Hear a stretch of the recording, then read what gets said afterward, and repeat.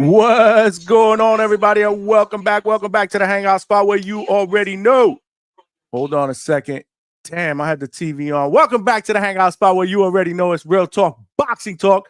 Live from my man cave. It's your boy Johnny, and I'm your host for a special post-fight edition here at the Hangout spot early Sunday morning. Are we going overtime tonight? You best believe it.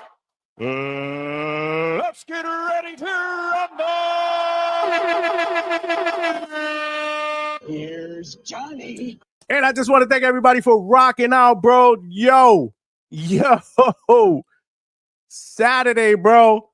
We had hella boxing, man. We had hella boxing. It all started with Alexander Usyk, bro, putting the business on Daniel Dubois. And then we went over to the BAM card. Diego Pacheco pulls out the decision, looking a little mid, but he did what he needed to do.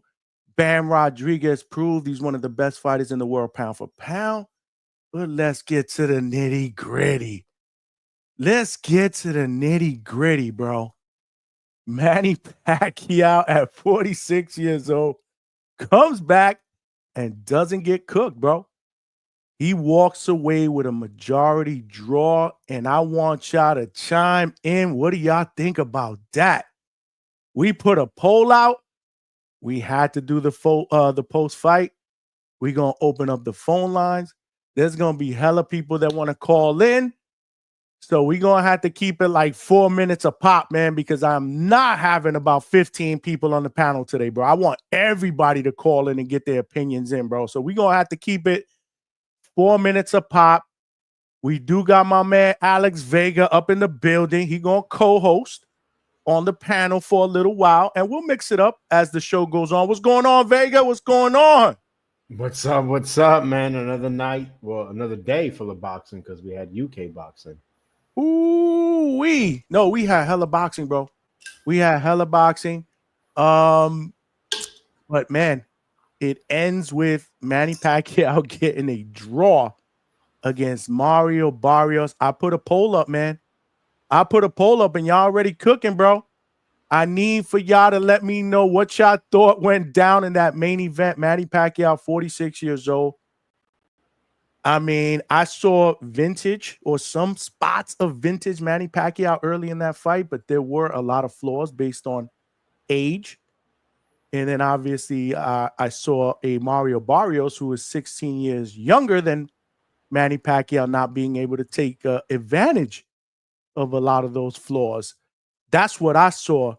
But I got to be honest, man, if they would have gave that decision to Manny Pacquiao, I don't think it would have been unjustified, bro. I mean, the energy in the arena was crazy, man. I was here watching the fights with my wife, and the MGM Grand was absolutely bananas.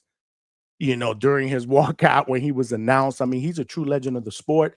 You knew that anything that he did in that fight, regardless of whether he landed clean or not, he was going to get the advantage of the crowd. They were going to get into it. But, man, you know, he showed in spurts, man. He cooked. And, you know, he did a lot of good things in that fight. And to me, it was more about what Mario Barrios didn't do to take advantage of some of his flaws at 46 than it was what Manny Pacquiao did. But nonetheless, man, what do you think, Vega, man? Do you think they got the decision right? Before we open up the phone lines, we did pin the link in the chat. You guys want to call in? We're going to take callers one by one. We'll probably keep it about 4.5 minutes, 5 minutes tops. I do want to get to everybody.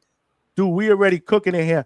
Before we get started, though, Vega, and I turn it over, again, you know the ground rules. You're watching this live on YouTube. Please smash that like button. Let us get this channel out into other boxing fans' algorithms. This is what we do, bro.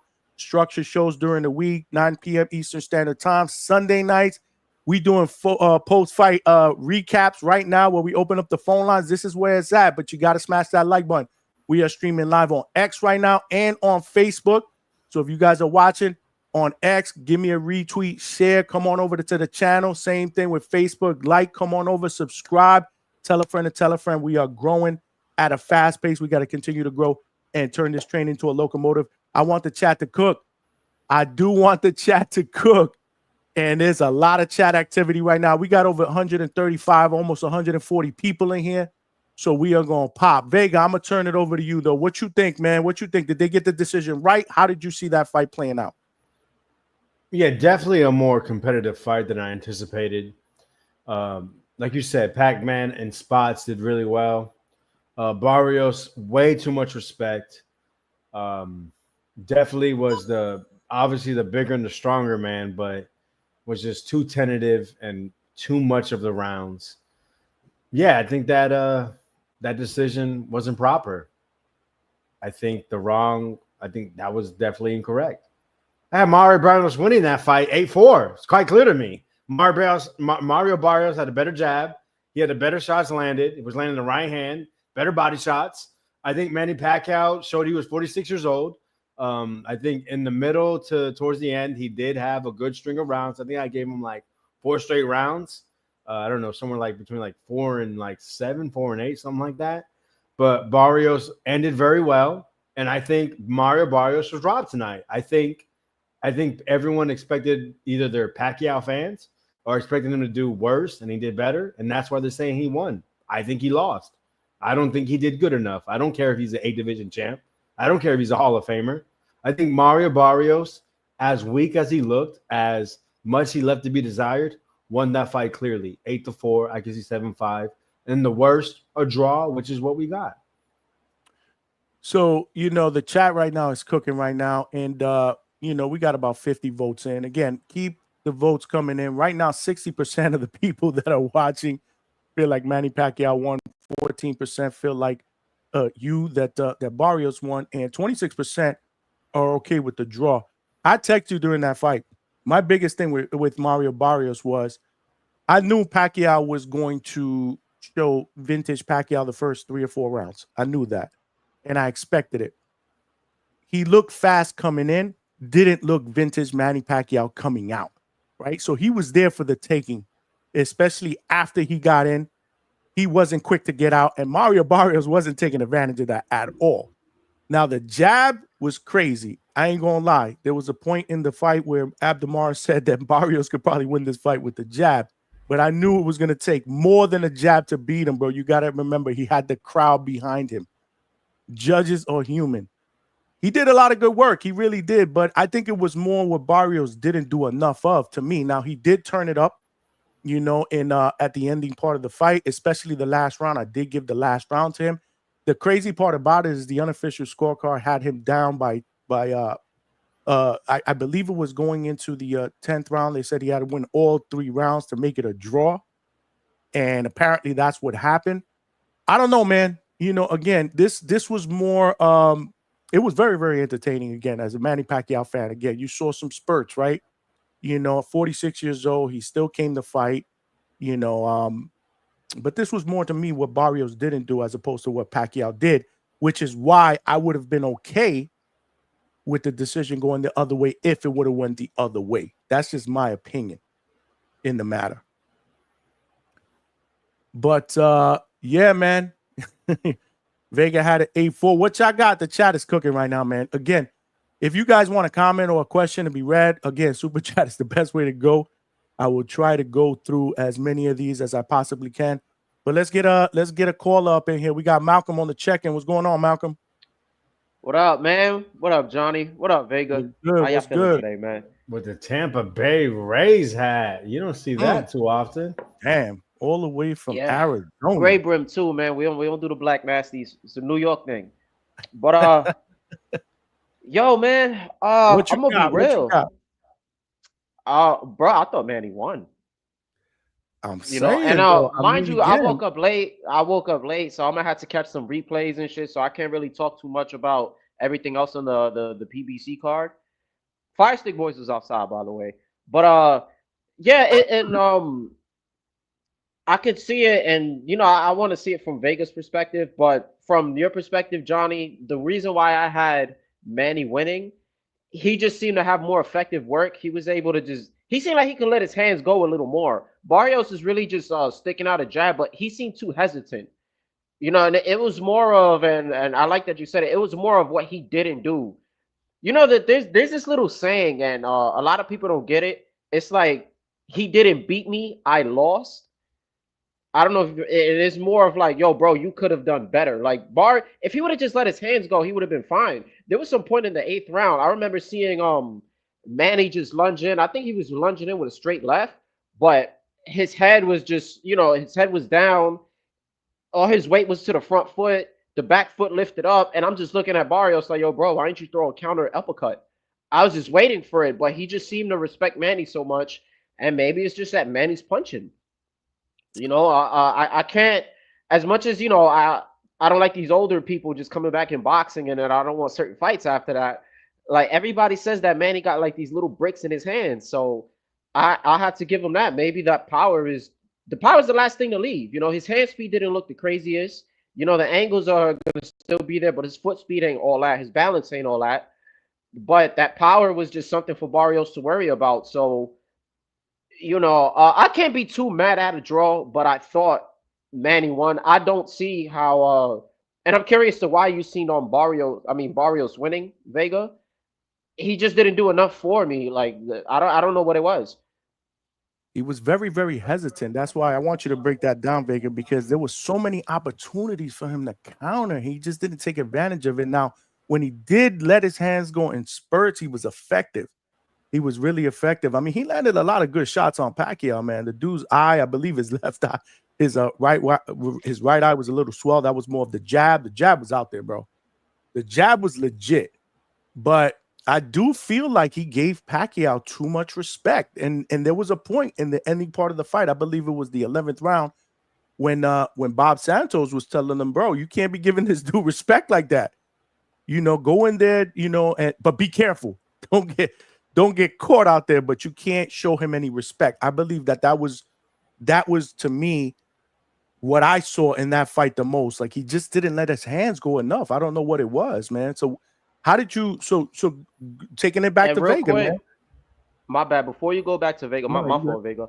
The one thing I did notice too, Manny did a very good job at moving to his right, and because you were bringing up the double jabs, he would move to the right so much, and it's hard for you to line up your own right hand, because that's going to be Barrios's money shot. So he did a good job at keeping out of that range. But it just goes down to Barrios with his foot speed. If he's moving to the right, you also got to move with him, and you got to cut off that direction so you could also line up your own shot. But that's what I've seen. But go ahead, Vega. My bad about that. No, listen, I think you guys have really broken it down very well. I think Barrios did leave him off the hook. I felt like he definitely should have pressed the gas more. I think Pac-Man is punching, and that was part of the reason.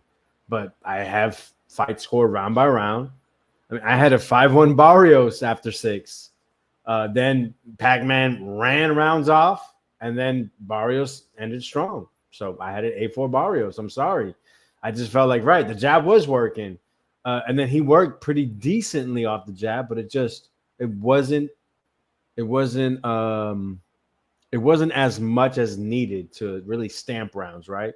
Listen, there was close rounds. I'm not going to – hey, I said I had a 5-1, but I was okay with 3-3. I was. So a draw is not out of my mind, but I had it 8-4 Barrios. I felt Barrios was the better fighter. I think Pac-Man did better than I thought. Barrios did worse than I thought, and I still had Barrios winning. Round by round, the jab, the right hands. He was trying to counter. He wasn't really doing very well with catching and shooting. The body work. Round by round, I give it to Mario Barrios. All right. That's what's up. The chat is cooking. Appreciate all of y'all for rocking out. X right now is cooking. So make sure you guys retweet and share. Come on over, subscribe. We just need a couple more to get to our next goal of 2.3K. So let's get there. We got to get there tonight. We need about 4 more. That should be easy work, man. Marion Cabretti with the first super chat of the night. Appreciate you for getting us started, man. We here late night. Barrios just showed tonight he is food at 147. Okay. I saw a lot of people. I was watching you guys live on Two Tones chat. I saw a lot of people going in on Barrios. Again, it was more what he didn't do than what he did do for me. But Bama Bo Mason with the $5. Appreciate you, my brother. I super chat wherever Alex goes with the fire and the Puerto Rican flag. So damn, Alex, that means I got to bring you back here more often, bro. I gotta pimp you out more often, bro. No White Claw today, man. No White Claw. We gotta pimp Vega out, bro. Oh, Oh, here we go. okay. Oh, Alex Vodka. shit. Alex Hold on. Vodka in the Like building. Let's toilet go. full of nasty ass shit. Okay. White Claw. Oh man, who's got the echo in the background? Somebody got the echo in the background. But we Oh, cooking man. here. Make sure y'all subscribe, man. Subscribe, tell a friend and tell a friend. We popping right But now. hey, I'm gonna get off, man. I'm gonna let y'all go to some callers. I'm gonna go to the gym, and then I got you, Vega. We out here. Come We out back, here. I bro. got the Modelo. I'm sure we will be on when you get out the gym. So definitely come back, brother. I appreciate you guys, man. Shout out to the hangout spot. Appreciate you, brother. Appreciate you. We got Mikal up in the building. Hold on, Mikal. Let me catch up here. Julio Guzman with the $2. Vega was hating on Manny before the fight. Were you? You were hating on Manny before? Absolutely, man. Pack this man up. Get him out of boxing. That shit is a true pack of ass. Why you hating on a legend, bro? He's a legend, bro. Hey, Johnny. Tell him to take Barrios with him. He said pack them both up. Yeah. He said pack. Well, hey, I don't know. We probably gonna get a rematch. What y'all think? What y'all think in the chat? We gonna get a rematch or what? Man, so Vega was biased. Okay, shout out to you, Julio Guzman. Appreciate all of y'all with the super chat so far. We got Coach Marcus Walker. Hold on, I gotta hit him with the woo before you go, Mikal.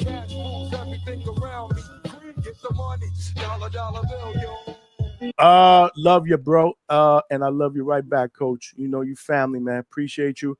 Appreciate everybody with the donations. Let's keep them coming, man. We rocking, bro. We working overtime, bro. What a day of boxing, bro. What a day of boxing. And it's funny how we're probably not going to get to all the fights because of well, all right. So let's get Mikal's take on the Pacquiao fight first before we do that, right? I'm not going to say it was better than last weekend because I thought last weekend was better. Friday and Saturday was much better. You know, pound for pound, fight for fight, entertainment value. But we just had so much boxing, you know, today that there was a little bit of everything, right? So there was some disappointment. We saw Bam with another excellent performance, even though I was like going back and forth. We saw Fundora and Zoo, the fight that I was looking forward to the most. Damn, bro. That's crazy. But Mikal, talk to me, man. What you think about that main event? Man. I mean, let's first off. He said, man. Let's talk about all my predictions for the most part came true. Today. Usyk, 2-time undisputed beautiful. You better Pacheco, just the way I saw it. Fundora, just the way I told y'all it was gonna go down, middle round, stoppage. And this fight went just the way I said it was gonna go down. Pacquiao, they chose Barrios for a reason. They trained for Barrios. You know what I mean? And what they saw was in Barrios' last performance, he was hesitant. He didn't know how to step on the gas pedal. Whatever he's got going, boxing's 80% mental. So it has nothing to do with Barrios' physical capabilities. It's something that got to do with a mental block he got up there. He don't know how to let his inner dog out. He don't know how to bite down on his mouthpiece and throw punches or commit or whatever his issue is. Or maybe it's the crowd, or maybe it's the moment. Whatever the issue is, it's the issue. And Pacquiao was able to dictate the pace, fight when he wanted to fight, take breaks when he wanted to take breaks, sit on the stool when he wanted to sit on the stool, come out, touch gloves, dance around, start fighting whenever Pacquiao was ready to start fighting. Like, Barrios just let him dictate, and then tried to. I felt like what Barrios was waiting on was he was waiting on Pac-Man to I guess his work rate to go down, for him to slow down, and for him to just be able to take over. And it never went that way for him. It was an even fight all the way through. I did not score the fight round by round, but by the eye test, I don't have a problem with a draw. Seems to be a draw. It was a pretty even fight. And I wouldn't give Barrios the win because you don't deserve to win when a 46-year-old Pacquiao can waltz in the ring after 4 years on the couch and have an even fight with you. It's just, that's nasty work, man. That's not. You're a champion at 47, and you know my mantra is champions fight champions. So you should be seeking to unify. And how in the world would you do that? Because the only other champion out there right now until we figure out the situation with boots belts. Only other champion out there right now is Brian Norman, and Brian Norman would have ate that Barrios for breakfast. Yeah. No, I get it, man. Again, man, 16 years is youth, bro. You know, I mean, I And expected Pac-Man so was much old. more. I had Barrios winning this fight going into the fight. Y'all know. I mean, the sentimental pick for me was Pacquiao. I'm a big Pacquiao fan. I'll always be a Pacquiao fan, and I'm not gonna lie. Even though I picked Barrios to win, I was rooting for Pacquiao, man. You know, because he's my guy. But man, he just again, man, I was very, very disappointed in the lack of output, but he did do some good work in spurts. Again, he finished the fight strong. The draw, I was shocked at the draw, and I'll tell you why. Because MGM Grand is Manny Pacquiao's home. So I thought automatically if the fight would be anywhere near close, even if he was losing a close fight, you know, that he would get the decision. So that was a little shocking to me, but I don't even know what's next. Like, do they do it again? I mean, does he come back? I mean, he did say that he's not done. He'd like to come back. They asked Barrios if he'd give him a rematch. He said yes. So I guess maybe that's going to happen, but I don't know. I mean, I don't even know what to say, man. I don't even know what to say. I will tell you, we cooking though, man. We got over 200 people here. Shout out to all of y'all on X and on Facebook that are checking us out. YouTube again. Throw us a like, subscribe, man. Subscribe to the channel. Tell a friend and tell a friend. We're going back live tomorrow. Well, it's not even tomorrow night. It's going to be tonight, 8 o'clock, because this is where we're probably going to break down all the performances at 8 o'clock, because I'm sure the conversation is going to really, really dictate around the main event. But I do want to get my brother from another mother up in here, the boxing maniac in the building. What's going on, champ? Johnny, what's going on, brother?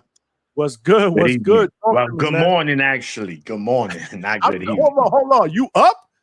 What's going on? Que milagro. Bro, I've been fighting it, bro. I've been fighting it, but I'm glad up, you man. Came on. I need your take, brother. I need your take. What's good? Yeah. Which one, man? Which fight you wanna talk about, man? Hey, let's go with the last one. What you think about Pacquiao and Barrios, bro? Pacquiao Barrios, that fight was cacadoodle. First of all, shit is a circus fight. You know, one thing about boxing fans, they fucking get excited for anything, bro. Any fucking fight they excited about.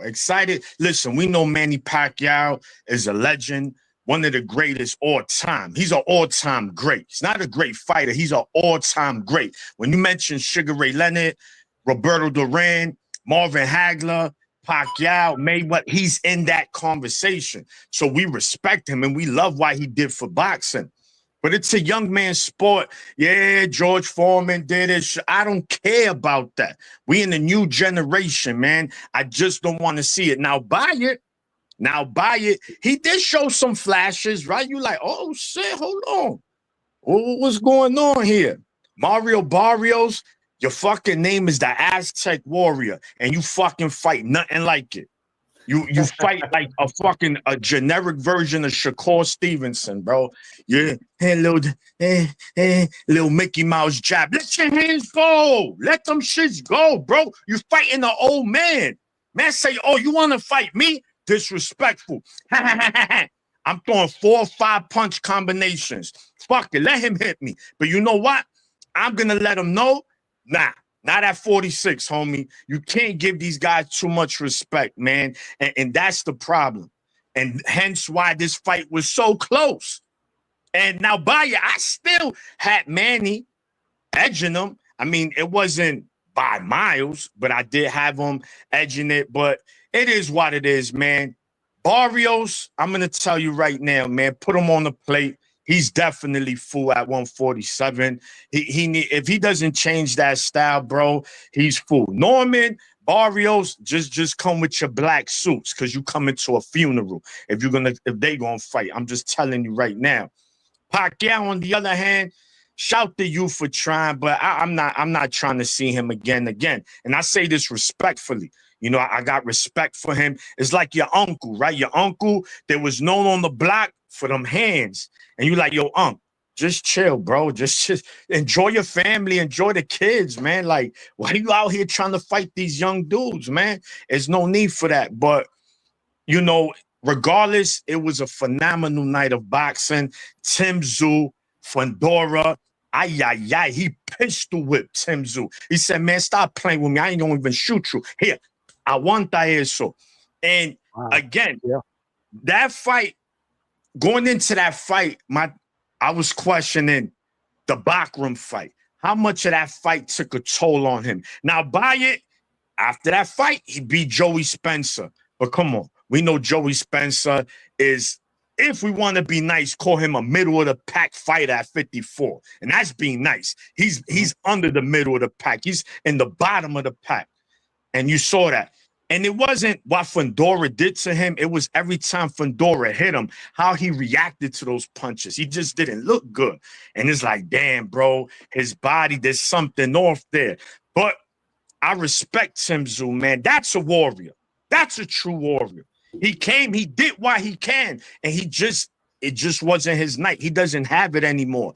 And I'm saying, should he retire? I'm not going to say that. But competing on an elite level at 54, he's done. Tim Tszyu is not beating no elite fighters at 54. I'm sorry. It's not happening. And then, of course, Bam Rodriguez, one of my favorite fighters, man. You want to talk about Area 51, Johnny? You know he's an Area 51 resident, man. So he bought a lot of property over there. Explain to the viewers what you mean by Area 51, because I know, but they don't know. Oh, okay. Yeah, so Area 51, as you know, quote unquote, there's not from this earth that lives there. So the best fighters in boxing, I call them Area 51 residents. Bam is one of them. Usyk, Crawford, they all live there. They all residents at Area 51. And bro, Bam again. And this is what greatness is, man. Cafu fought, I don't know if you guys watched the fight. This dude was backing into the corner the whole fight.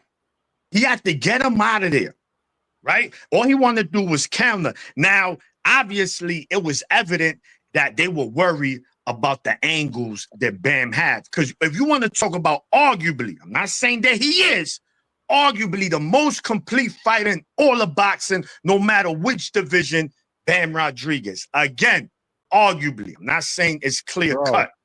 My man got more angles than a protractor, bro. Bro, I'm telling you, listen. What Bam had to do to get him had to throw that in there, corner, my brother. Bam, and then on top of that, you got to take into account he has another killer lined up in Puma Martinez in November. The same card Norman and Haney is fighting on. So you got a world champion in front of you. So, one of y'all said it about boxing is all mental. I don't know which one.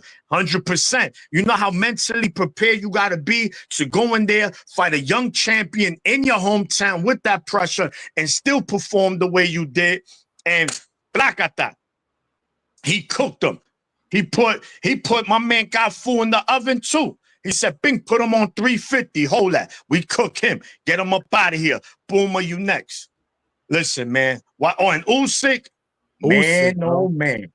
Usyk, bro, what? You're talking about 3-time undisputed, once at cruiserweight, twice at heavyweight, in the 4-belt era. What is it more you want from this guy? That's called greatness. Usyk is a fighter. He rarely puts himself in a bad position. When do you see Usyk? What is he doing? Why did he do that? You rarely ever say that because he's just so smart. His IQ, he's a Harvard grad, bro. He got that Harvard IQ. The dude is a genius in the ring, bro. His skill, second to none. And he's the smaller guy. He beat Fury not once, twice. He beat Joshua not once, but twice. He beat Dubois not once, but twice. Who else, bro? There's nothing else to say regarding Usyk, bro. He is the best heavyweight of this era. He's going to go down as one of the greatest heavyweights of all time. And he's your 90s prototype heavyweight. 6'3", 6'2", not these 6'8", 6'9" Europeans. You understand? 230. That's Holyfield. That's Tyson. That was the 90s heavyweight. So This guy came from cruiserweight and did that, man. You cannot take nothing from him. You don't have to like him, but you have to respect him. And that's the bottom line, man. We've seen 2 fighters, future Hall of Famers for sure. That's Bam and Usyk. Pacquiao's already in the Hall of Fame. And there was other good undercards. I mean, that Pacheco fight and McCumbee, I'd rather watch paint dry, man. That shit was atrocious fight. Horrible. That was bad fight. I was wondering why you skipped that one, but Yeah, bro. I'd rather change my daughter's diaper, man, than fucking watch that shit. That shit was bad. Pacheco, you know, this is why get me mad with a lot of these young fighters. This is why I salute the Bams, the Abdullah Masons, these young fighters that they go in there, they don't play with they fool. This dude Pacheco want to be pity pat patty and dancing, bro. This ain't a prom, bro. We ain't here to dance. Get in there. Yeah, you gotta be cautious. We know McCumbee could punch, but bro, do something. You're too cautious, man. I don't care if I ever see him again. Honestly, man. We gotta call it like it is. You know, at the end of the day, yeah, you saw Usyk. Usyk was in there with a puncher. But anyway, what a night of boxing.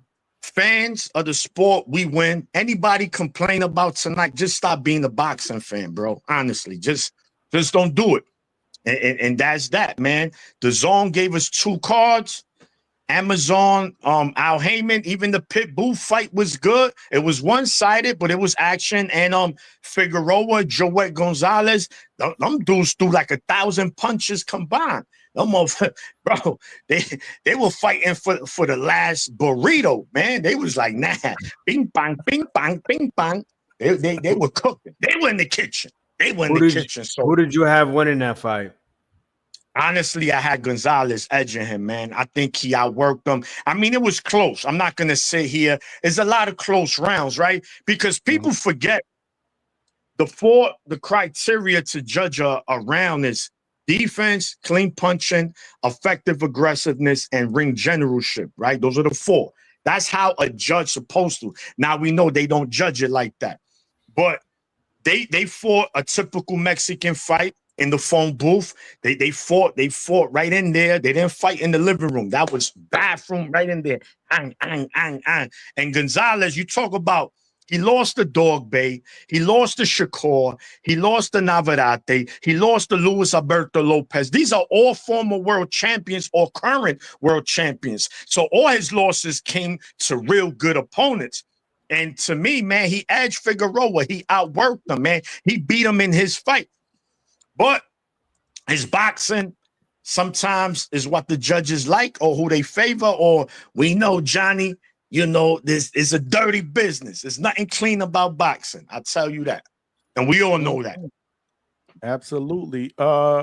Alex, I want to go back to you on that because I texted you during that fight. I thought Joet pulled that out as well, man. And you called that. I believe you actually predicted Joet will win, and we were all like, Joet, really? Or maybe you were saying you were looking forward to that fight the most. Which one was it? No, I picked Joet. Yeah. You know, the reason is that people forget Joet was a very good U.S. amateur, the natural 126 pounder that has faced high quality opposition, and Brandon has been underwhelming since moving up to 126. I think most people felt he'd be stronger and better, and that hasn't been shown. Unfortunately, I did miss the fight. I was out during the celebration for dinner, but everyone that I see has picked Joet. Not one person, not one single person said they had Brandon winning. I heard it was competitive. I heard Brandon came back towards the end, but everybody has Joet winning. So it's a little upsetting because I felt pretty confident in that pick. And, you know, unfortunately, the judges disagreed. No, you're right. And then if you look at the end of that fight and you didn't see it, anybody that saw Joet's face would think that Brandon cooked him, bro. Because his face was all battered up, but he did some really, really good work. Brandon did come on in the latter half of that fight, but I think that the best work was done by Joet. But you know, that's how the judges saw it. Very, very entertaining fight to open up the main card. That I believe that won't open up the main card. That was dope. One question I want to ask the Maniac. I don't know how long you're gonna stay on, but because I know you know you Yeah. like Yeah, I'm about to, it's almost my yeah, bedtime. exactly. That's why I let you cook because I'm like, you know what, he ain't gonna be here for the long haul because we Yeah, I probably know be y'all here gonna be here overtime till like tonight. 6 in the morning. I wake Listen, up the we next work. day. Your show says like 5 hours. I said, damn. Well, I think one of the ones that we did last week was 6 hours and 15 minutes, bro. We cooking, bro. We No, I cooking. know. Make sure. Y'all in the kitchen for real. Yeah, make sure y'all smash that like button, man. Subscribe to the channel. I want to go back to the real quick. I want to get your take on Sebastian Fundora and Tim Tszyu. Is this for Sebastian Fundora? And again, I'll ask all of you guys, the Maniac first. Is it a case that they always say that a person that wins a title usually gets better after they do that, right? From a confidence standpoint or whatever. Is this what we're seeing from Sebastian? Because man, this was a different fighter than the first round and a half that I saw against Tim Tszyu the first time around before the elbow to the head and the cut on the top of the head, which I think changed the entire fight. Which is why I was picking Tszyu in this fight because I'm thinking, nah, no cut. He picks up right where he left off the first round. But damn, Sebastian did his thing. Now, Tim Tszyu did come on and he landed some really good, like the dude, I enjoyed that fight. I was disappointed that he didn't come out for the for the end of that round, but man, he was taking a lot of punishment too. So, and he was also dishing some punishment.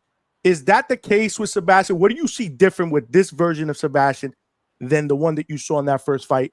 Maniac first, and then I'll ask all of y'all. Yeah, so it's a great question, right? And again, back to the mental part, right? Where are these fighters mentally when they go into these fights? If you most fighters always say, well, you know what, no one really knew, but I was going through this. Not saying Fundora was going through something during that first fight, but he just seemed he didn't seem that confident in the first fight. Still got the win, right? Again, he was fighting with a broken nose. Tim Tszyu ran into Fundora's elbow. He suffered a severe, not a Mickey Mouse cut, a severe gash. And that shit was leaking like the first of the month. And when it was the first of the month there. And that time of the month, excuse me. Drop the mic with that one, bro. Listen, but in this fight, you know what? Look, this is what I will say. I think Fundora and his team understood, yo, bro, we're the better fighter. Let's use our attributes. What's that? Let's use our size. Let's use our length, right? And you saw it early, the first knockdown in the first round. Well, Fundora, he likes to parry that jab out, right? Probing jab. He just throw that probing jab, and then he comes with the left. And it's hard, bro, because he got those long arms. It's like Dawson from Street Fighter. He can hit you from down the block with that jab. Bing! It's just hard to get over it. And we know one thing Tim Tszyu is not good at is head movement. He don't really move his head good. He's not a slick fighter. He's heavy on his feet. He's flat-footed. So that's going to be easy. And then Fundora, everyone said it because regardless, Tim Tszyu is the bigger puncher. He's the stronger fighter. But Fundora, don't mix it up. He was able to mix it up at mid-range. Why? Because his arms are so long. So he can hit you with a 4-punch combination, and he don't have to be right here in front of you. You understand? So he was outworking Tszyu, but Tszyu, again, Fundora, he has lapses. He don't really bend his knees like that. He fights real tall, sometimes hence why you saw Tim Tszyu land a lot of overhand rights, boom, some straight lefts, boom. But, yo, he ate that. We seen Fundora get stopped by Mendoza. So I said, damn, he's taking Tszyu's punches much better in this fight than he did in the first. So he just outworked him, man. And again, was the damage from the Bakram fight showed tonight? I'm not going to say a definitive yes, but there's something lingering there. He's just not the same fighter that we saw when he fought Harrison, when he fought Mendoza. It's just not the same. He's not taking them punches the same. Because I'm like, damn, even my wife is, she's like, damn, baby, Tim Tszyu, he dancing the little merengue here and there. Them legs, them spaghetti legs. And it's just like, yo, it's going to stop him. And he did. I didn't think he was going to quit on his stool. But yes, just to answer your question, Fundora is absolutely riding high. He looked tonight, without a doubt, a very confident fighter, a fighter who's gonna be a nightmare matchup for anyone at 54. Not saying he beats everyone at 54, just stylistically. To beat someone like Fundora, you better be a dog. Because if you're not, it ain't gonna be your night. Well said, man. What y'all think? What y'all think? Same question, man. Tim Zoo Fundora, man. I mean, it went the way I thought it was gonna go. Like I said earlier, boxing's like so mental. Fundora unlocked parts of his game that were lacking when he faced Tim Zoo the first time. The first time he kind of rushed his work. He didn't trust his punches. He didn't trust being 6'6" and guys kind of being able to get over the top a lot of times. So he didn't, that's a long way out and a long way back when you got that reach. So I think he felt more comfortable fighting on the inside and using his reach to kind of get torque. To the Tim is a quitter, man. This is the thing though. So a lot of guys ain't been in the ring, so they don't understand how this feels, right? Let's say, which I've never been dropped, I've never been in jeopardy or anything like that, but just fighting, period. The ref walked up to you and said something. My grandpa taught me a long time ago. They ask you anything in the ring, just say yes. Because if the answer shouldn't be yes, or that's not what they're asking you, then they'll repeat it and eventually you'll be able to understand. But if you don't understand what they asking you, say yeah. Why? So that if they ask you something about, do you want to continue? Yes. Do you know where you're at? Yes. All of the questions that they ask you, yes is a good general answer until you either able to be slipped the real answer or until you're able to get your bearings. So basically what happened when he goes to the stool, every time you go to the stool, the person, the official that is officiating your corner is going to ask you questions. Sometimes they're just going to peek in or whatever. He was asked a question. Did he want to continue? And he didn't answer. So they asked him again. He was confused. And they asked him again. He answered wrong. I don't think it was so much as quitting as he was out on his feet. If that round had lasted 3 more seconds, Fundora was going to put him out. Like he was out, bro. He was done. So I don't think it's a thing of quitting. I think he was just done, bro. He was impaired. Like, you know what I'm saying? They asked him some questions he wasn't able to answer properly. I don't think it was ever a situation where he said, I don't want to come out. Because if you see, he got everybody around him, they're asking him the questions. His corner starting to kind of motion. He's not answering the questions right. And his corner starting to kind of motion, and then they just wave it off. So I just think he was done, bro. I think he was out on his feet for. I don't think labeling Tim Zoo a quitter is fair. And like when it started getting to the middle rounds, I knew it in the middle rounds. I knew Zoo would put up a fight. I know he's tough.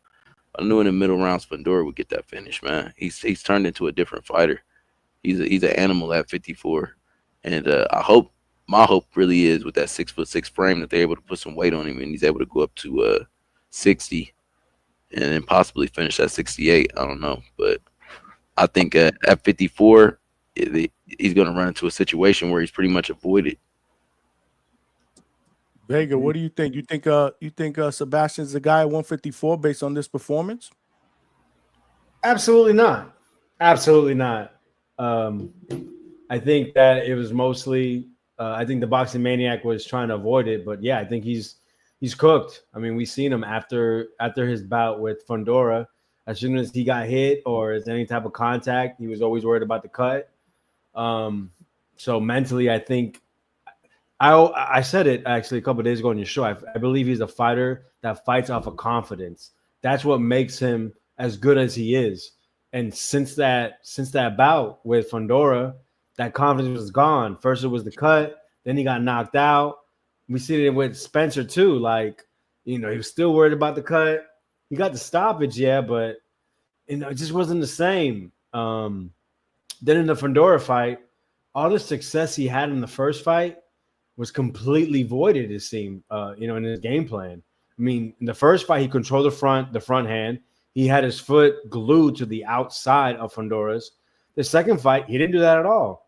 And then once he got knocked down, I mean, it seemed like he was pretty over. He he was backing up. You can't back up against a longer guy. That's not going to work for you. You got to cut a distance. And listen, he started landing a little bit. He landed some Hail Marys. That built his confidence, but the corner saw it. I mean, as soon as he gave everything he had. I think that knockdown took a lot out of him.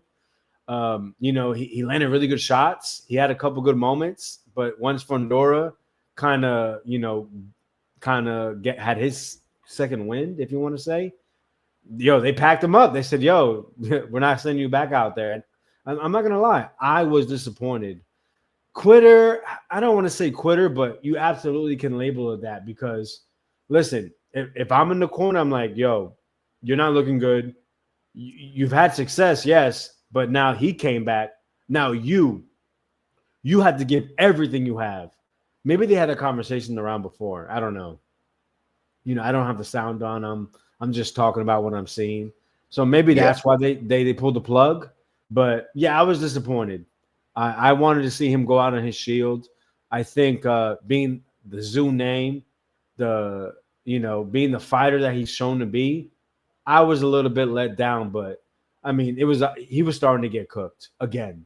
So I don't blame them. But just as a fan, as people would say, as like I said, the Zoo name, you don't want to see you go out on the stool. But I mean, it is what it is. I think now he goes back on the Australian circuit, make a couple of dollars, and probably retire after a couple fights.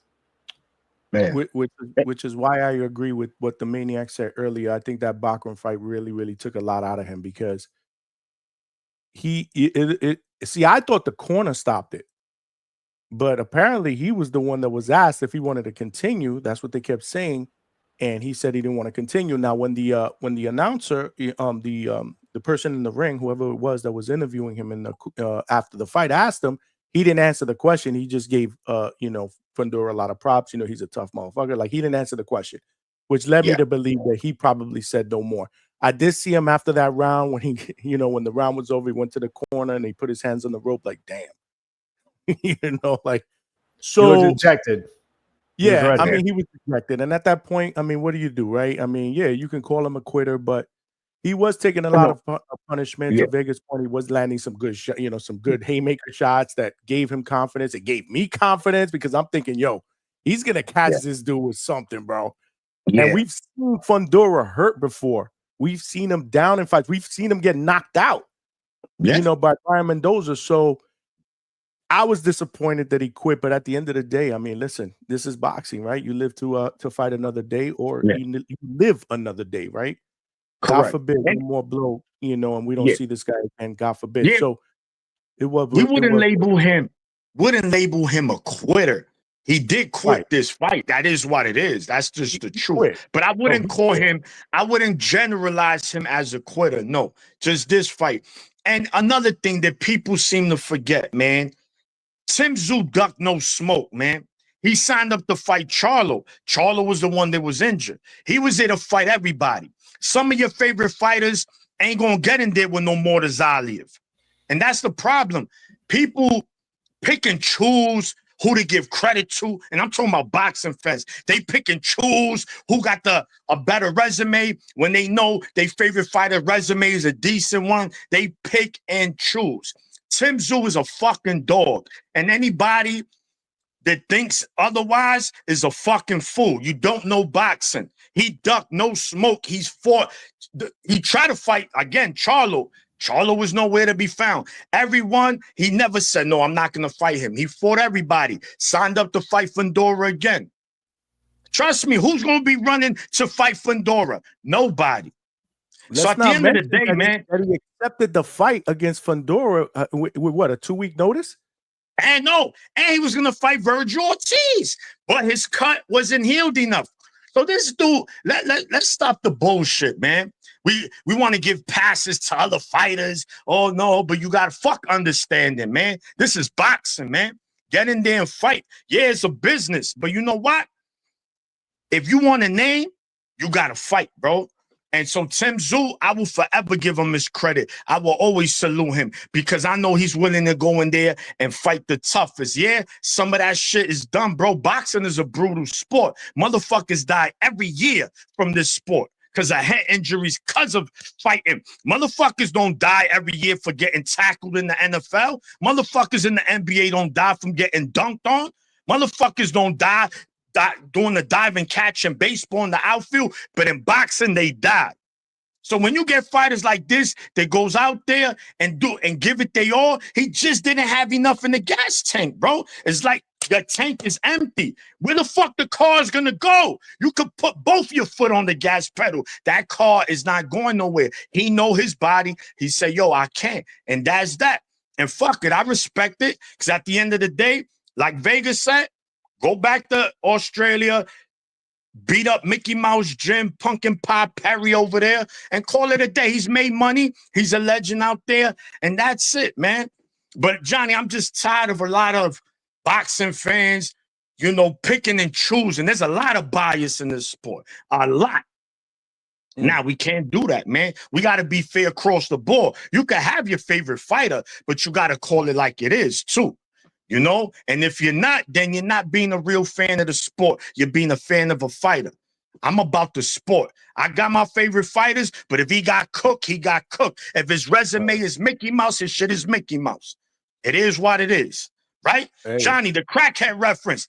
If my aunt is a crackhead, right? And you come to me and you be like, yo, Maniac, bro, I saw your wife, your aunt. She was smoking crack. I'm going to call you a hater or you a hater. You calling I know that. I'm not going to stop loving her because she a crackhead. Same thing with your favorite fighter. You don't have to stop disliking him or have to always protect him because, oh, no, he didn't duck. He fucking ducked. Call it like it is. That doesn't make him a bad fighter. Shit happens in boxing. But I have to let that shit out, man, because I be seeing it and it's disgusting, bro. There's too much bias in this sport, man. And this is in the same thing. And I'm not going to get deep into it when we get closer. You got the Crawford and the Canelo fight. And the reason I hate fights like this, it brings out the ugly in the fans because then it get real racial.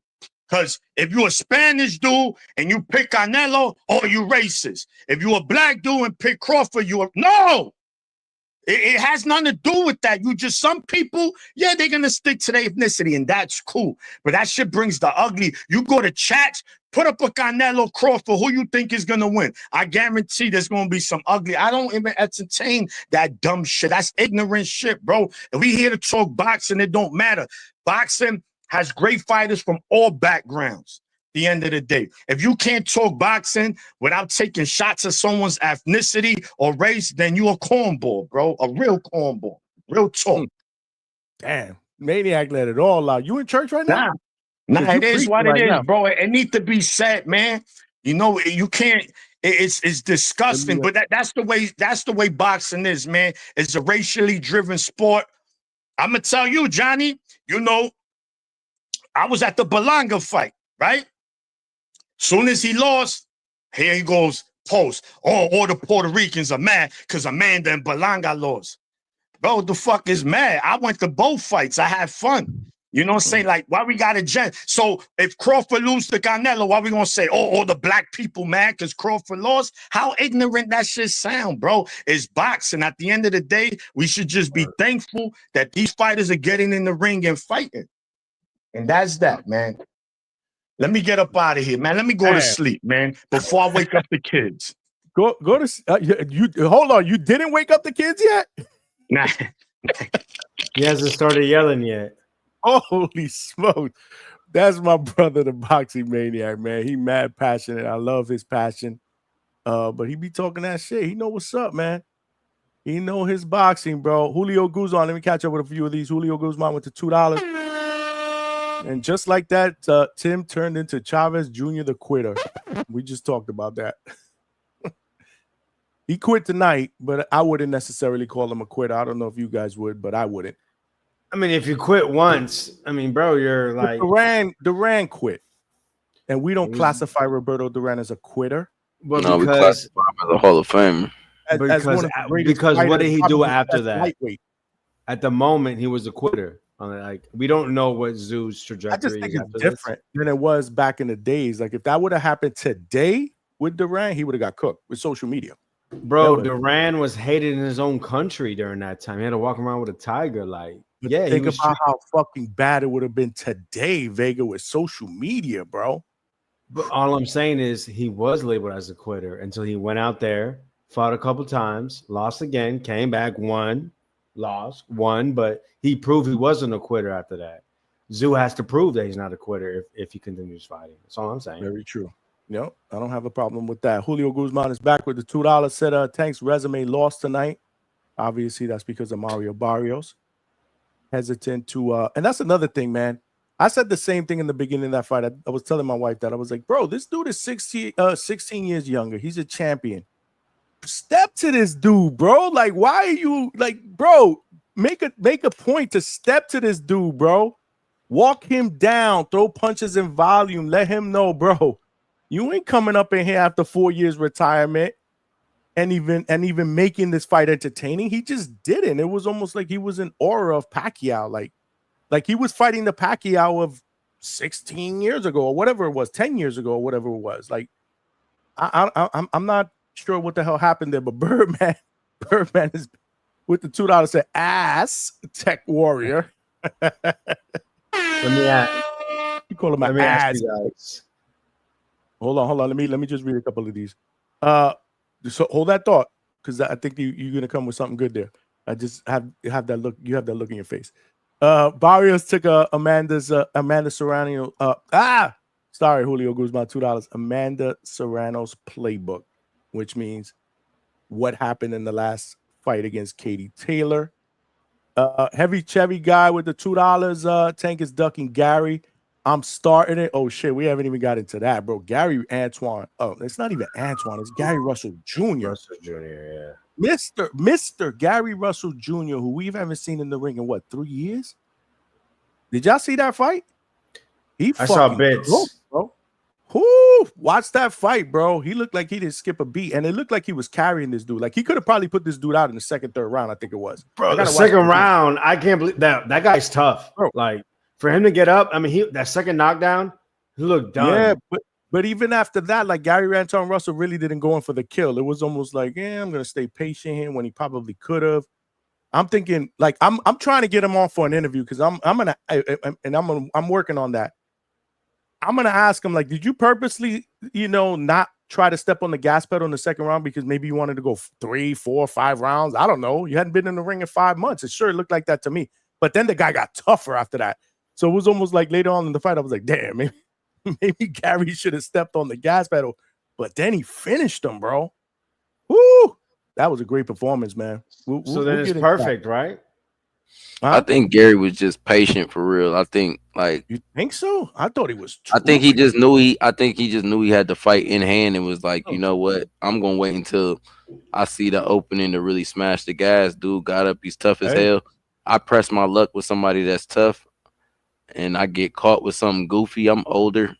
What sense is that gonna make? I got the guy in hand. He's not gonna do nothing to me if I just keep fighting my fight. And then he seen the opening again and press the gas pedal. Hey, shit! But what a hell of a finish! But Bama Bo Mason with the $2. Said Boxing Maniac is cooking with the 3 chef emojis, man. Yeah, that's my guy, man. Definitely passionate. Savage Rod with the $5. He said Tim garbage, Barrio garbage, Pacheco garbage. Simple as that. No need to look for excuses. I don't think we're making excuses for anybody. I mean, Tim. I mean, I do want to speak to the Pacheco thing though, because I wanted to ask Boxing Maniac a question though, but okay. With the Pacheco, like, this is the thing though. Pacheco's not.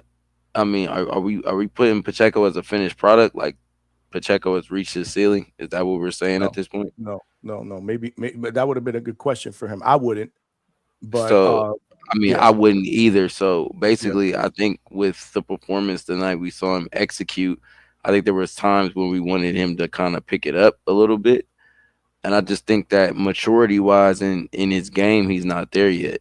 You know what I'm saying? He's still just the same way I talked about Fundora, maturity wise in the first Zoo fight, his maturity wasn't there yet where it was tonight, where, you know what I'm saying, he was a lot more confident in some of the things he was doing. I don't think that Pacheco is it's so mental, and it's so much about confidence and belief in what you're doing. I think Pacheco has the tools, but I don't think he reaches in the bag and uses them because he's not confident in his tools just quite yet. He's still a prospect. He's still in work. You know what I mean? So let him keep working. I think he's a couple years away. Okay. All right. Let's get a different perspective up in here. H-Town is in the building. What's going on, H-Town? What up, Johnny, man? It's a horrible, horrible weekend of boxing. Okay, so that's a little. Now you got to break down why it's so horrible, man. Shout out to all of y'all, man. The link is in the chat if you guys want to call in. Keep smashing that like button. We got hella people up in here, so go ahead, H-Town. First of all, Dubois looked like he went in there with no plan just to figure it out.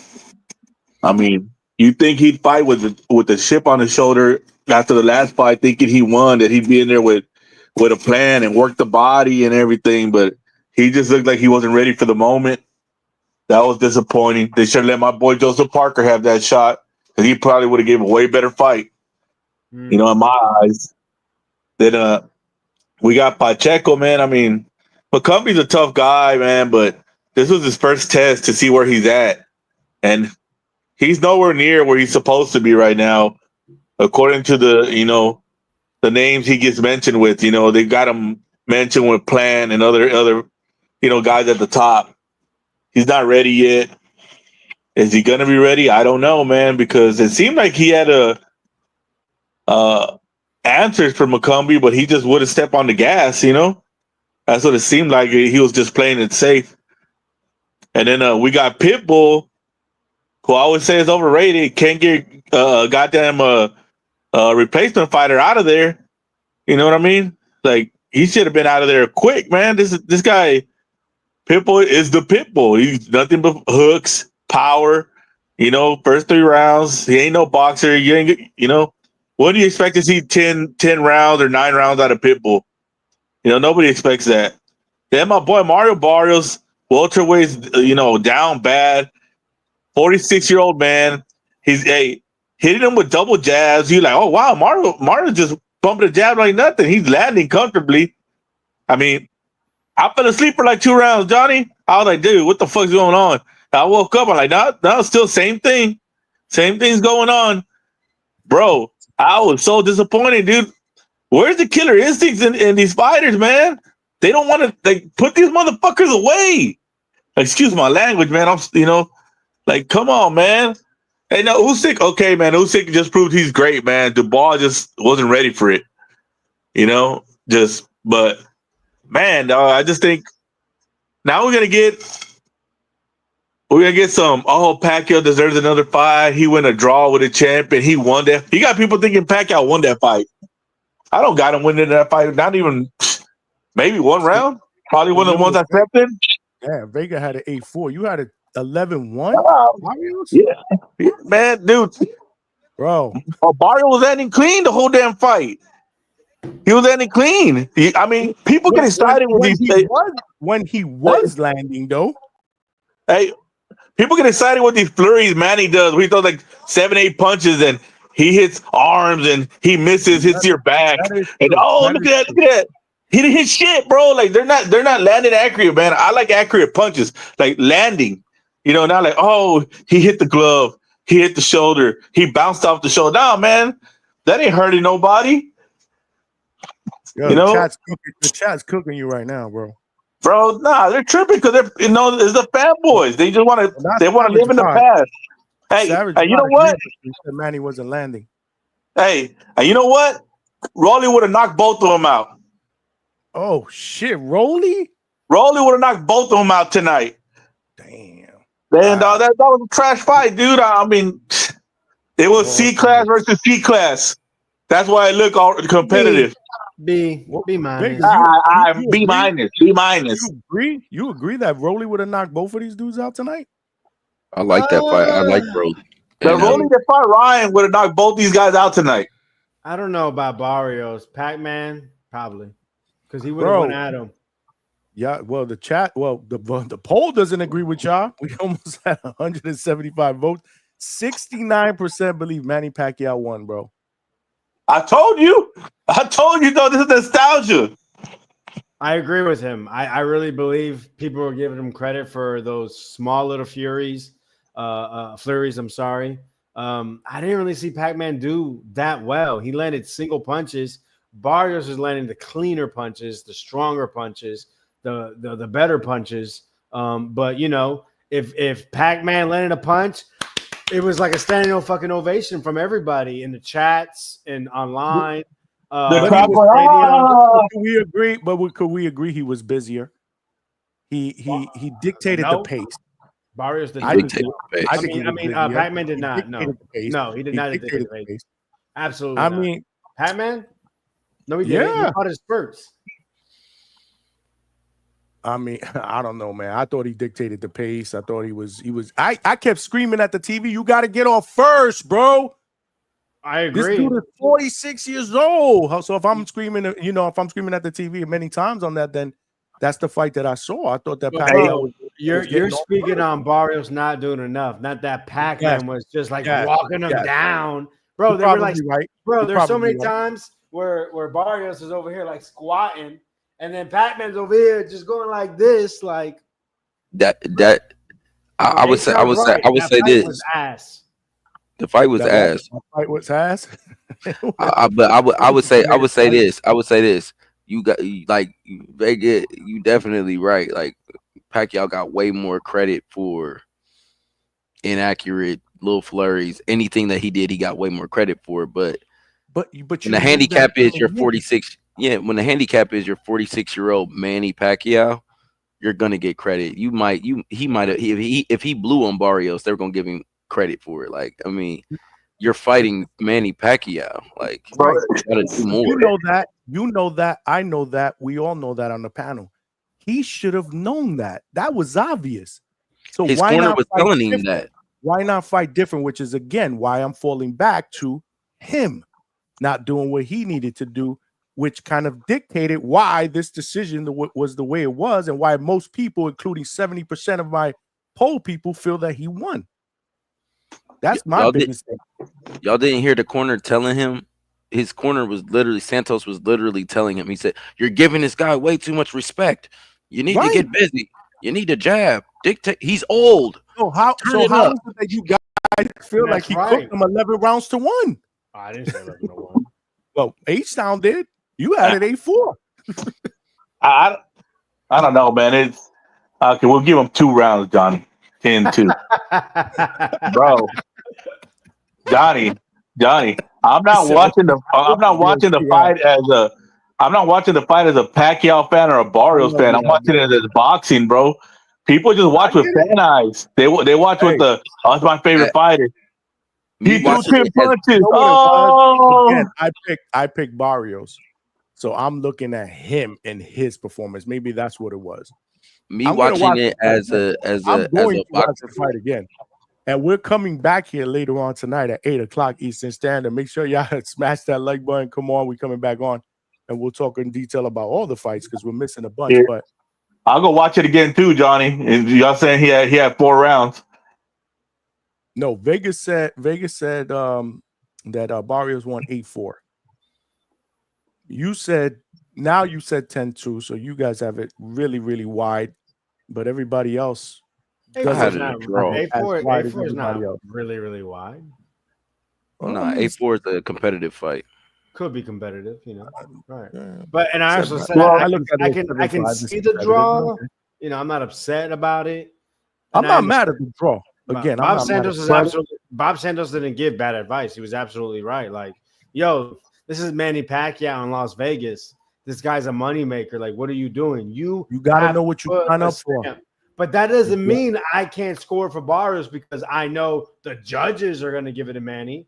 I'm scoring it myself. I don't give a damn if he's a living legend, if he's a division champion. I'm scoring it round by round. I have my eyebrows edging out some rounds, winning some rounds for sure. And I gave Pac-Man a lot of those middle rounds. Johnny, and one thing that boxing fans need to realize, if it's 10-2 or 12-0, that doesn't mean the rounds weren't close. It just means he didn't win the round. Yeah, you know what I mean? Perfect example, Chris Arreola versus Andy Ruiz. Competitive fight, but Andy Ruiz won that shit 10-2. It was a lot of Um, swing rounds. It was a yeah, lot of it close was. rounds that There could was have there went were there either were way. there were You could have close just rounds, called it depending on who you liked. to me, when you're fighting a guy who has been out of the ring for 4 years and you're 16 years his youth, there's no fucking. It's unacceptable. That's just me. And I'm not giving him the credit of these close rounds. They shouldn't have been close. That's just the way I'm looking at it. Fight Sport Talk. What's good, my brother? Talk to us. Give us a different perspective. How did you have it? Doesn't mean he What's didn't up, win team? the rounds. What's Hold on, up, let him team? Thanks for having me on as always, Johnny. I thought Barrios won 8-4, but there were rounds in there which were close. And Johnny, you read my mind. My reaction wasn't that I thought Barrios was winning some of these close rounds because he was more active and the shots were cleaner. Should be noted, just for anybody who didn't see the fight but's listening, this is the first fight in the history of mankind where Pacquiao had no bounce in his feet. So all of that stepping back to try and ride the shots Pacquiao would do in his prime, there was none of that here.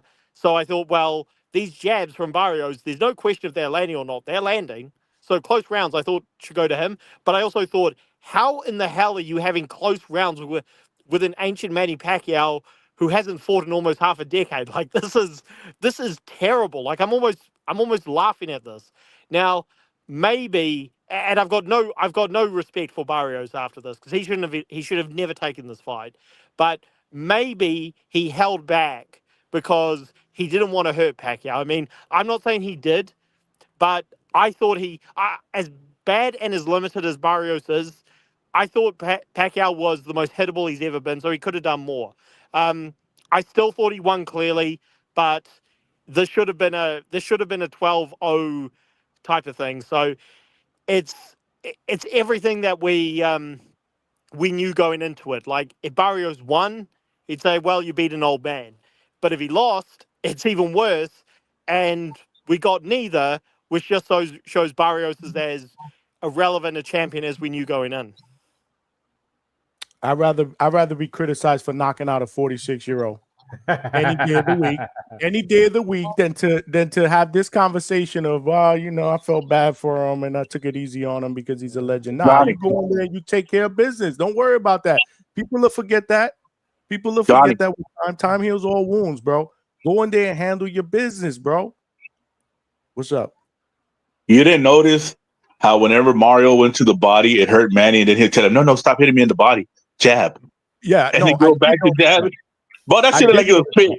It What was the getting hell? more and more frustrating because, like you said, he was landing good, and it obviously was like he was like, "Yo, I'm the rep. I tell you what to do. Don't hit me to Yeah, the body." no. Stop hitting me in the body. Jab me. right. What the hell? And it's almost like Barrios was like, okay, whatever you say. You know how many times Pacquiao went in, and again, Vega, I text you that. I'm like, bro, he gets in and he don't get out fast. And I'm like, bro, he could have landed a body shot right there. He's not landing a shot, bro. Manny Pacquiao's right there. You think Al talked to Mario before the fight? What was that? Nah, You think Al talked to Mario before the fight? Hey, it's got to go 12. We need this money. We're Louis trying to take the PBC. That was Louis. Or I Louis. called in late, guys. Go ahead, fight. I called in late, so you guys may have already talked about this, but I actually, on one hand, I'm really, really happy the judges didn't give Pacquiao a Legends a decision to try and justify giving him or building up a Mayweather rematch, which we all know that would have happened. They would have said, oh, maybe now we'll see Mayweather Pacquiao 2, excuse me. Ain't nobody want to So see that shit. I'm glad they didn't do that, but I actually wish the judges just gave. I wish they gave Barrios the decision, because now Pacquiao has he's got the opportunity to fight again, and the justification. He can say, well, 4 years out of the ring, look what I could do if I just have 6 months to prepare. It's like, is he going to call out Tank Davis next? Because we know Pacquiao doesn't. Pacquiao, if anything, he doesn't take the right fights at the right time. He takes the worst fights at the wrong time. So I don't want to get down, but now he may actually go and fight somebody worse for him than Barrios. Well, he sure as hell ain't gonna fight Norman. That's for sure. Who's worse though? Who would Manny Pacquiao get the payday that he wants? That's worse because Tank's not worse, obviously. I don't know. Well, I That's a think good question. Maybe somebody like Stanionis. Why would he fight Stanionis? Who's going to pay Just- that? I mean, you asked me to give you a name of somebody at 147 that's not But- Manny Barrios. But I asked you, like, who's going to get him in the ring to fight? Like, he's not going to get in the ring to fight no damn Stanionis, Johnny. You know that. Why wouldn't you think he wouldn't fight Stanionis, who's going to be right there in the center of the ring for him to hit? Who's going to pay for that? Oh, Manny Pacquiao is a pay-per-view fighter. Bro, he had Joe Coy at the fight, bro. The Pac Targe will pay. What you mean? Right. Well, I Who think- wouldn't pay to see Manny Pacquiao? Did you not see that fucking arena tonight? Electric when this guy was walking into the ring. Well, you know why are we even talking about it? We might see a rematch. It was a draw. Right. We might see a rematch. That is what's most likely going to happen. And if Mario Barnes doesn't beat him, man, retire immediately. That's not nice to say about fighters, but come on. It was like everyone's seen it. Opportunity was there over and over and over again. And you guys gave Pac-Man the rounds because Barrios wasn't taking advantage of all the opportunities, even though he's winning the round. Hey, Vega. Well, but Vega, if I could just throw this in there, you said you don't want to tell fighters who are too young to retire.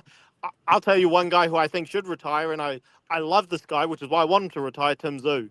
I was so disappointed with not in him, but the way that Fundora beat him. I just thought I see, and again, I love Tim Tszyu. I thought he was the best in the world when he beat Mendoza, but I think he's trending down the Riddick Bowe path, where this guy's going to be like, he's going to be old before he gets old. So I love Tim Tszyu, but I think Fundora should retire him after that fight because I think his chin's gone.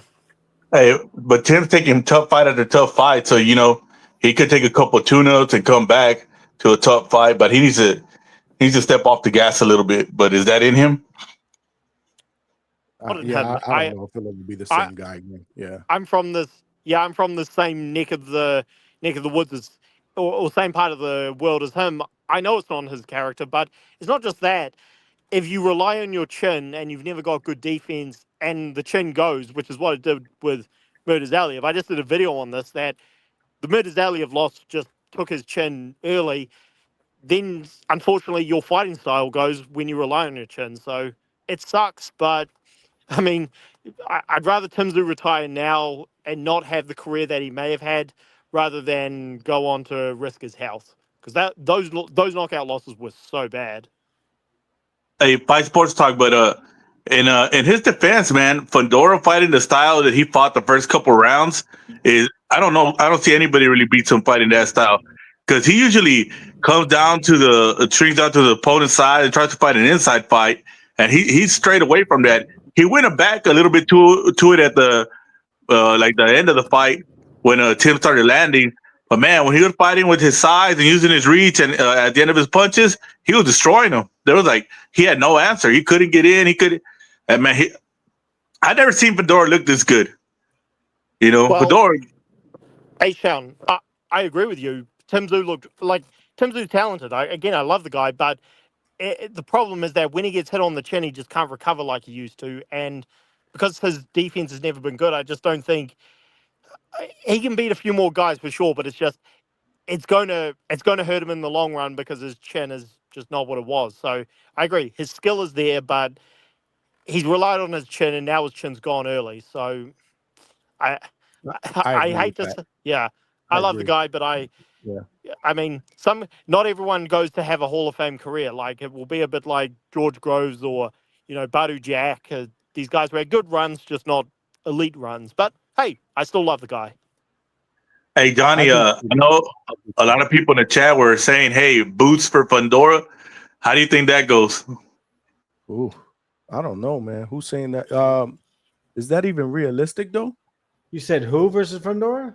Boots at 154. That's not going to be next. So I don't know if it'll be that. But let's say hypothetically it is. What y'all think?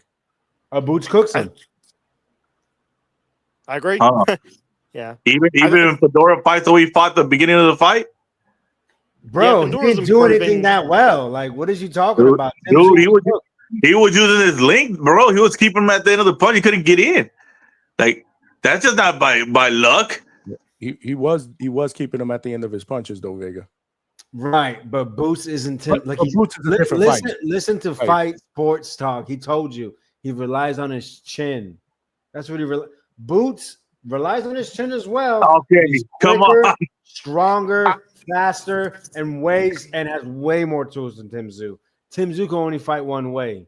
Boots, Yeah, and when he wants to, he can slip, he can rip. He's got a lot of tools. Completely different. Well, I'll give you quicker and faster, but I don't know about stronger. Definitely stronger. I don't see Boots doing no one punch knockout to anybody. It's a cumulative puncher. You know, that's another hype about Boots that people got. Is he's this devastating puncher. I mean, who did Tim Tszyu knock out one punch that was at 154? We're talking about who's Boots knocked out at 154. So, I mean, he's at 147. Exactly. It's obvious that he's been cutting too much weight. Yeah, he's coming up to 154. But so the 7 pounds are not going to affect his speed, nothing? I think he's going to be a lot better. We saw it when he had no rehydration clause. He was a lot better. With a guy that was off for like a year and a half and smaller and looked like he didn't have time to train. No, he had a fight. He had a fight within the last year before that. He fought Maestro. Hey, look who woke up. This man Ness had a nerve to be like, who got a link? Like, get out of here. Get out of here. Who got a link for what? What are you talking about? Exactly. This man Ness woke up and is like, who got a link for the fight? Hey, the best fight of the night was Max Holloway versus Dustin Poirier. So he fell asleep and didn't do a live fight chat because of that? Sleepiness. Shout out to him. Hey, man. Listen, you can't question the guy's work ethic, so you know he gets a pass for that. But damn, that's crazy. I don't blame him, bro. Like, who the fuck? Night, Yo, did you care about Pac-Man versus Mario's? Did you really care, or are you just a boxing fan? You didn't care. I'm a boxing fan, but I did care about you. I've said it on prior shows that I wanted to see the co-main event. That was the fight that I was looking forward to the most. I will say, sorry guys, I had to step away for a second, so sorry if I missed anything. But I think Fundora's made he's clearly made a lot of defensive improvements, which at first he just looked a bit awkward in the first Tim Tszyu fight trying to defend because he's never tried to defend in his career. So I think he actually could go on to maybe not be the best in the world, but he could go on to do something. I agree. Boots beats him because Boots is an athletic freak and he's just going to be punching harder at light middleweight. But by saying that, I think Fundora's going to go. I don't know how far, but I think he can beat quite a few guys because he's starting to look like a bit of a slick 6'6" guy rather than just a tall guy who tries to slug it out with everyone who's shorter than him. So yeah, I'm excited for Fundora's career moving forward. What did you guys think of Usyk spanking the young kid again? Personally, I loved it. It was what it was, man. I wasn't surprised. I mean, should have been Parker. The only thing that surprised me, right? You know, it's funny, H-Town, I was thinking about that during that fight. See, that's what you get for ducking out of that Parker fight with the illness, right? And going to get that rematch, and you get spanked again. This time you got stopped, what, 5 rounds before? Too, but also, it's not just that he... Schofield.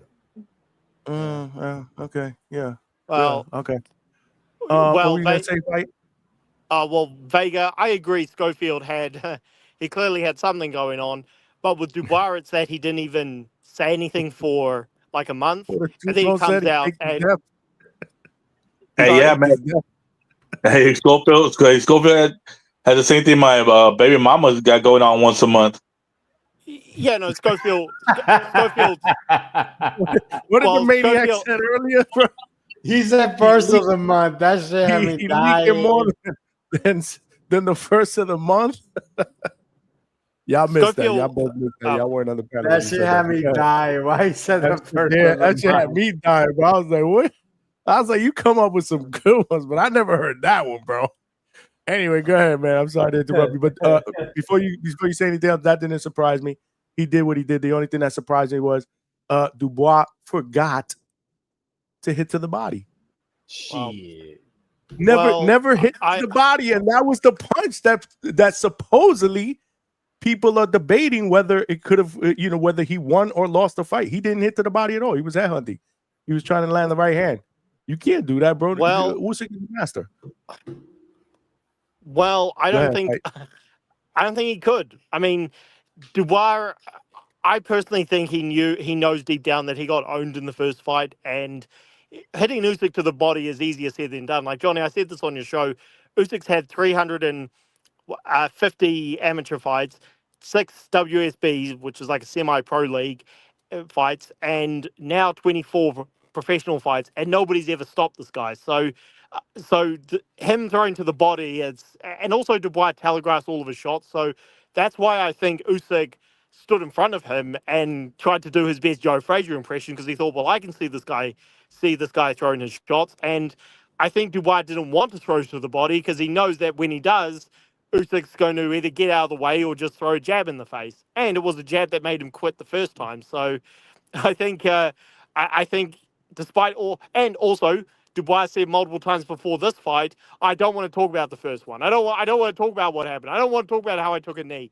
And meanwhile, Usyk was staring at him being like, yeah, I made you take a knee. So I think deep down he just panicked again as soon as he couldn't land his shots. And let's be honest, I think it's pretty obvious he quit again. Like, he got hit, and I'm sure the punch hurt, but he didn't want to get up. So, man, that punch was I think Usyk ruined him. That punch, that left hook was flush. But fight, you say that, but he hit him to the body the first fight, to the point where I rewatched that fight. There were numerous times that I feel that he didn't land low, but Usyk was complaining, like, pick him up. And I'm like, bro, like, I don't think that a lot of those shots that he was landing in that fight were low. Like, he didn't like it. Clearly, Usyk didn't like what he was doing the first fight to the body. Obviously, that punch that we all talk about, was it low, was it not low, or was it belt line? That was to the body. Like, do that. Like, go back to the body. Like, yeah, I don't know. Like, I kept screaming, like, yo, where's the body work? Where's the body work? Mikhail, right? Well, I think I text you up, Mikhail. Where's the body work, bro? We were both saying that. Yeah, where is the body work at? But I think that he fell in love with that right hand. The right hand got through a few times, and he felt like, I think Dubois got in his own way tonight. He been knocking people out. He fell in love with his power. Exactly. The last 3 fights is what caught caused him Usyk to fight flush. the same way he fought today.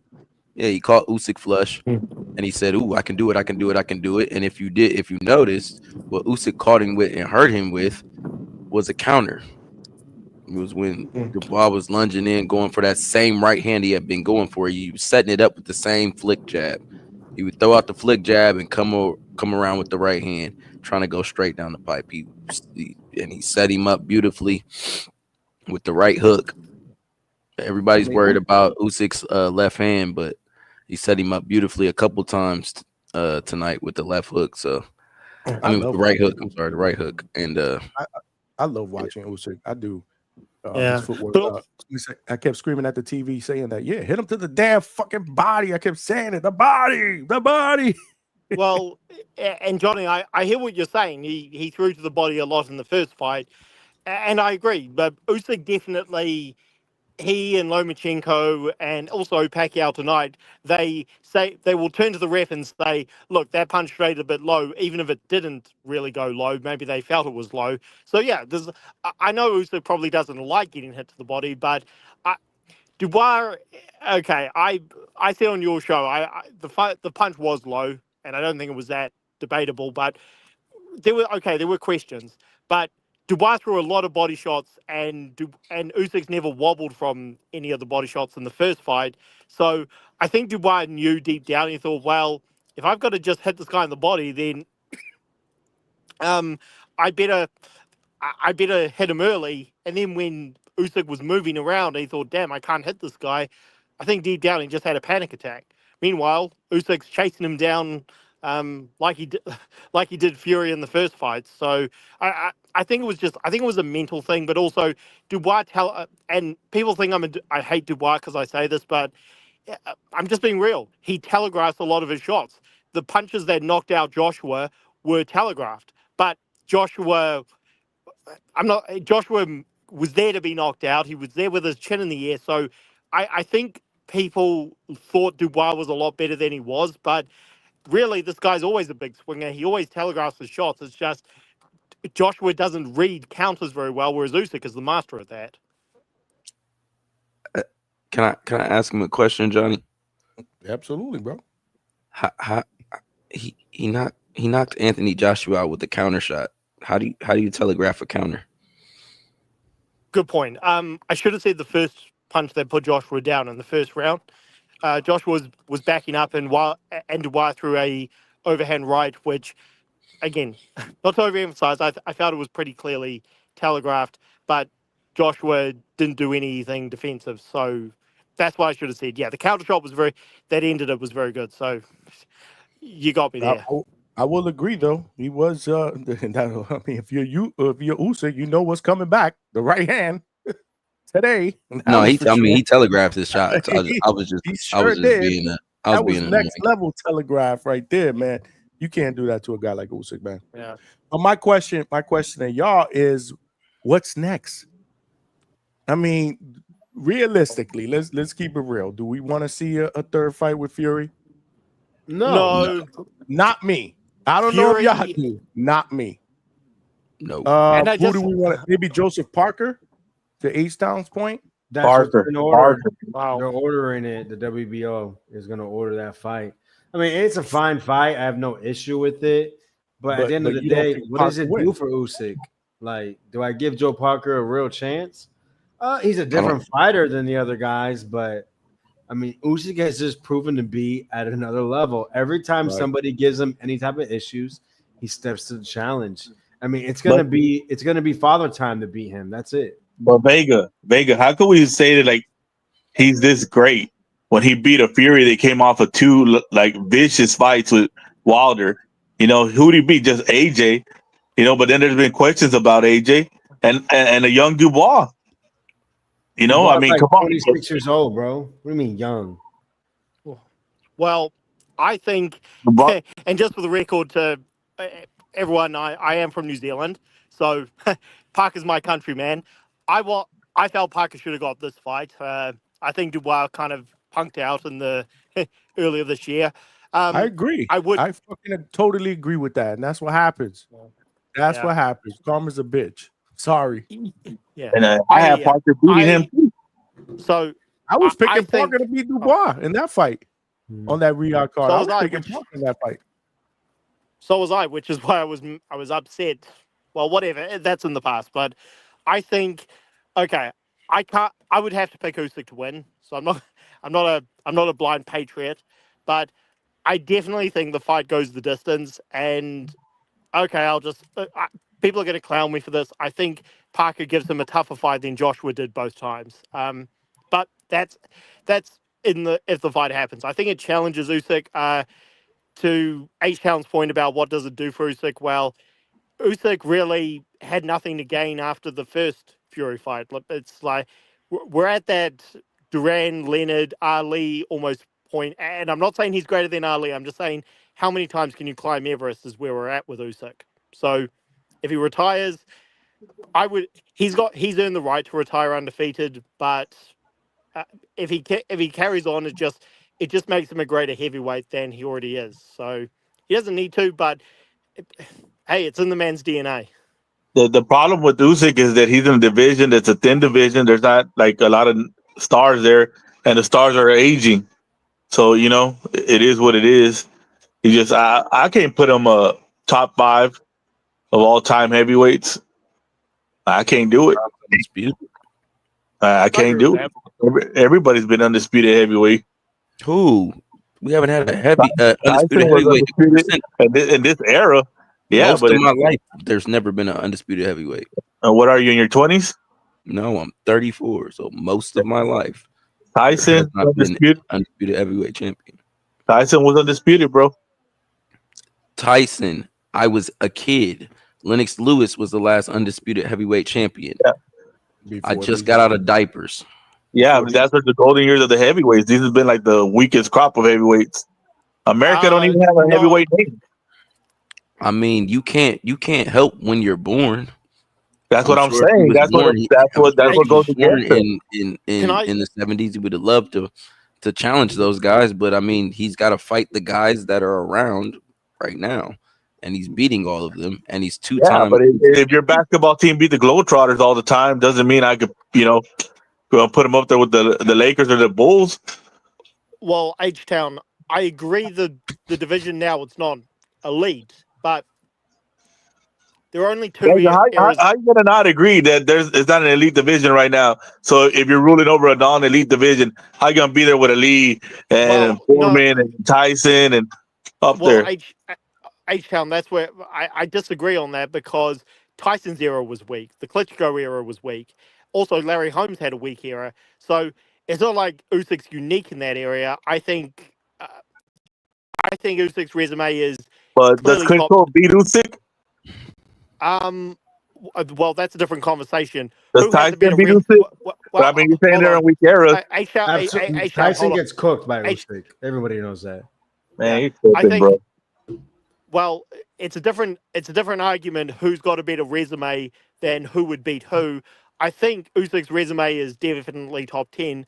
I think he beat, and man, people hate me for this. I just had a debate about this about him and Foreman. I think he beats Foreman, Holmes, Mike Tyson, Evander Holyfield. I'm not going to go talk about Ali, because lightning will. If I say Usyk beats Ali, lightning will strike me down. So I think Lennox Lewis beats him, but I think he beats Mike Tyson and Holyfield and Holmes and Foreman. Okay, I guess I'm just old, dog. Y'all got it. That's crazy to me. Yeah, you're just a separate show fanboy topic. of the 90s and 80s that maybe you saw a little bit of. That's what happens, man. We idolize these guys as young people and we put them as like a god status. Yeah. Like, listen, Usyk is definitely one of the top 5 heavyweights.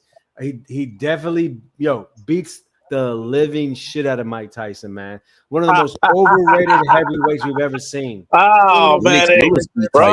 Oh, man. Lennox Lewis beat Tyson, but that was a different Tyson, because they're talking about 20-year-old Tyson. This is dope topic for Lennox Lewis. We can do a show on this topic. Yeah, Lennox Lewis is probably the most skilled heavyweight we've ever seen. That's what I was gonna say. And people will shit on his resume, which is really weird. I agree. Hey, is your name I can't really see on my phone. The quality's bad. Is your name Vega? Correct. Yeah. Vega. I wish you had my back on a show I was on earlier, because this was before Barrio. This was before Zoo and Fundora were in the ring. I was on a show about Usyk, and I called Usyk the greatest cruiserweight, and I said clearly, and the host was he was not shouting at me, but he was like interrupting me. He was yelling at me in a way and interrupting me every 5 seconds, saying, how could I say he was better than Holyfield? And I couldn't answer because he was so offended by that. And you just said it, Beth. You said, look, we can't idolize, just because some of us grew up with the legends of the past. We can't idolize them and think they're gods. I wish you had my back on that show, bro, because some of the fighters, again, I think Lewis would have beaten Usyk because styles make fights, and Lewis was a far more aggressive knockout artist than Fury is. But yeah, Tyson never he never beat really a good technician, and I mean Usyk gives all of these top guys problems if he were to fight them in their primes. But just in terms of his legacy, I mean, people say, oh, he's only had 7 or 8 fights at heavyweight. I'm like, George Foreman he had so few heavyweight title fights, and people automatically put him as a GOAT. Now, I think he's a GOAT, but by that, I do think Usyk is disrespected by a lot of critics today. Absolutely. Now the cruiserweight thing with Usyk beating Holyfield, that is actually a real conversation. Listen, you can watch old Holyfield fights. Amazing. I mean, this dude in like 10 fights was the cruiserweight champion, something like that. I mean, it was ridiculous. Went from like 8 rounders to 15 rounders to a 15-round championship fight and beat a really tough Muhammad Kwai, I believe his name was. But Dwight Muhammad Kawi. Yeah. But yeah, Malcolm Flex, Malcolm. I say the same thing all the time. People say Sugar Ray Robinson is the greatest ever, but yet never watched a full fight. They're just told. They're told this. They read it. They're told this guy's greater than everybody else, but yet never in your life has seen their best fights. You can probably find middleweight fights of Sugar Ray Robinson, but it's hard to find his best division, which was welterweight.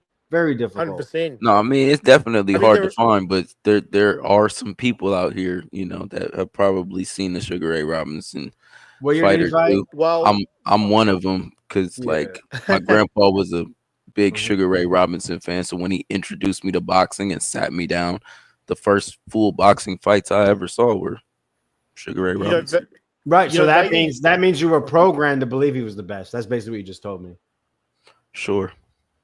well, Vega, Yeah. you just I just know Vegas without thinks Sugar Ray LeBron's Robinson, we better don't than get Jordan, Ali. bro. Without Ali, we don't get Tyson. Without Tyson, none of you guys can be fans of the 90s. So, well, you know, this is that part. But that doesn't Vegas, make him the best fighter of all time, though.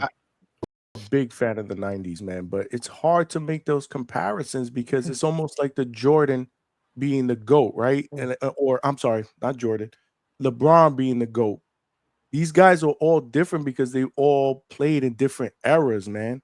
Like, you know what I'm saying? Jordan played in a different era. Will Chamberlain played in a different era than Jordan. Bill Russell, LeBron. So it's hard to make those debates. It makes for good conversation. But to sit there and say definitively one of them cooks, so and so, we don't know. I'm a It's 90s guy fantasy. too, but I will be honest. I'm a 90s guy too, but I will be honest. Athletes today are a lot different, right? They're just built differently. They're to me they're a little bit more enhanced than some of the athletes back in the days, and it has to do with a lot of the supplements and shit and workout regimens that are different than they were back in the days. Does Usyk beat Tyson? I don't know. Maybe he's definitely more skillful. I would prefer to see a fight like Usyk and Riddick Bowe. In Riddick Bowe's well, prime. the funny thing about that is, and I brought this up during the debate I had about George Foreman. The big heavyweights back then weren't actually that big by today's standards. Like Bowe, Foreman, Holmes, these guys were 6'3", 6'4". Joshua and Tyson Fury and Wilder, they're all 6'6" or 6'7". So I definitely think Usyk would beat those guys, and Bowe never had good defense. And Vega, one of the guys who's really good at being obsessed about the 90s, like no one can beat, or the old days, and like no one can beat them.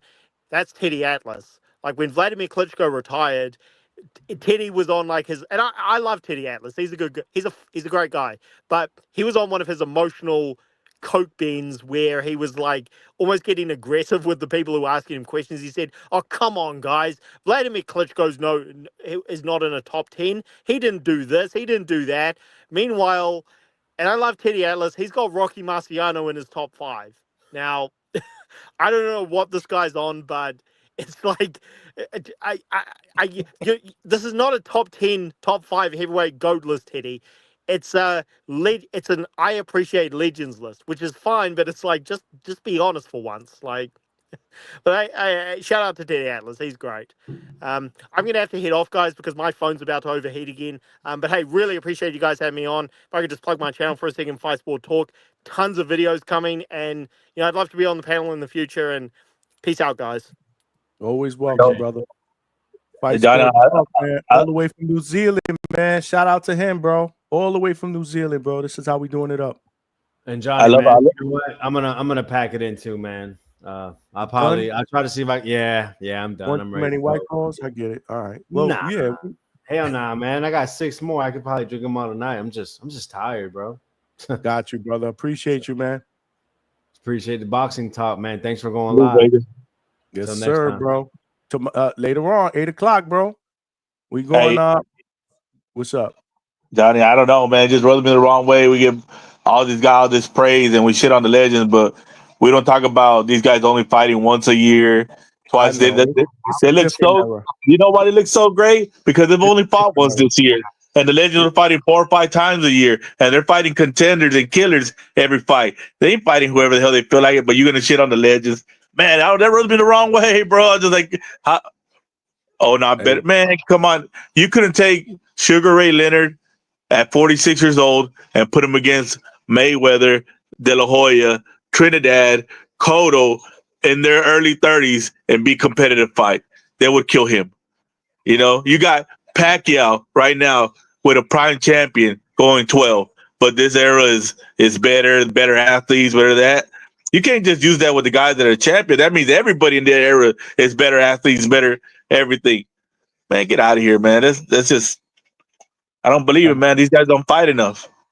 Nah, I get it, bro. It's a totally different era. Things are different, and that's why we always refer to the fighters back in the days as, you know, the golden era fighters, the guys that fought for legacy. I mean, you know, you don't hear a lot of fighters talking about legacy today than they did back in the days. I get it, but I mean, it's just these are good debates for boxing conversations, but we'll just never know, man. Like we'll never know. Like some people are really definitive with it, and you really can't be definitive with it. You No, just don't know. the only thing that I like, the only definitive points that I make is without these fighters, we don't get what we have today. So I just, you know what I'm saying, in that vein, just give them they just do. You know what I'm saying? Sugar Ray Robinson is who have affected an Ali to want to be the greatest, to affect it. You know what I'm saying? So it goes down the line. We don't get where we're at today without these guys. Now, do they beat and do we know and all that other stuff? That's just fantasy talk. Who knows that stuff? Yeah. But Yeah, I just say give them their credit and give them they just do, because we don't get the sport in 2025 like it is today without building it on their shoulders. No doubt, no doubt. Let me read a couple of these. Julio Guzman with the $5 in there. He's been hooking us up, man. I appreciate you, my brother.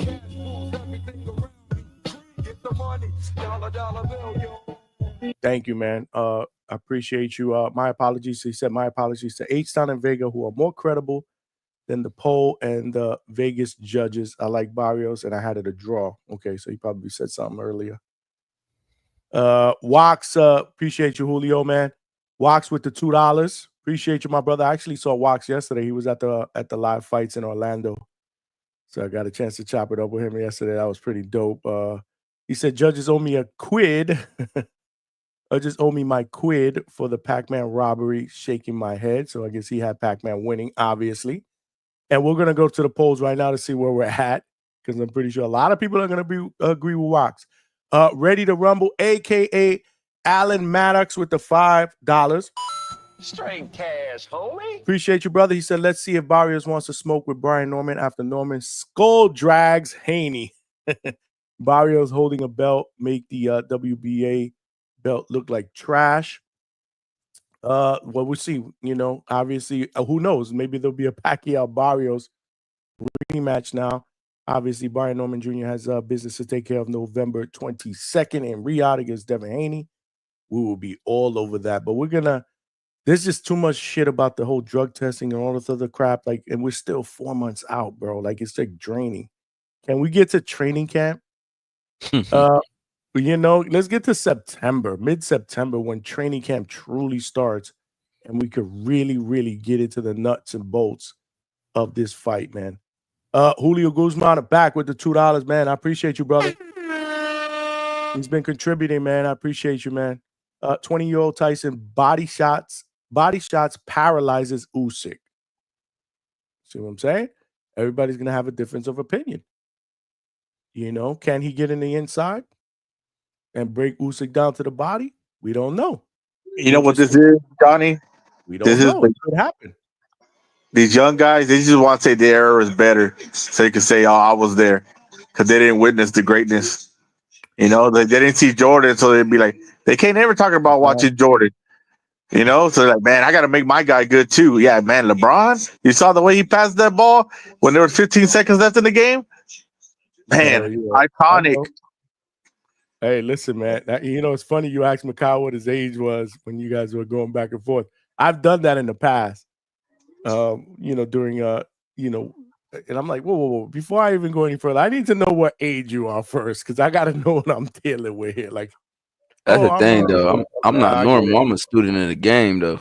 No. I didn't mean to use you, but I've done that in the past for like the. No. I get the reference, but that's what I'm saying. Yeah. Like some guys, if they students of the game, they students of the game. You know what I'm saying? So the age ain't gonna matter.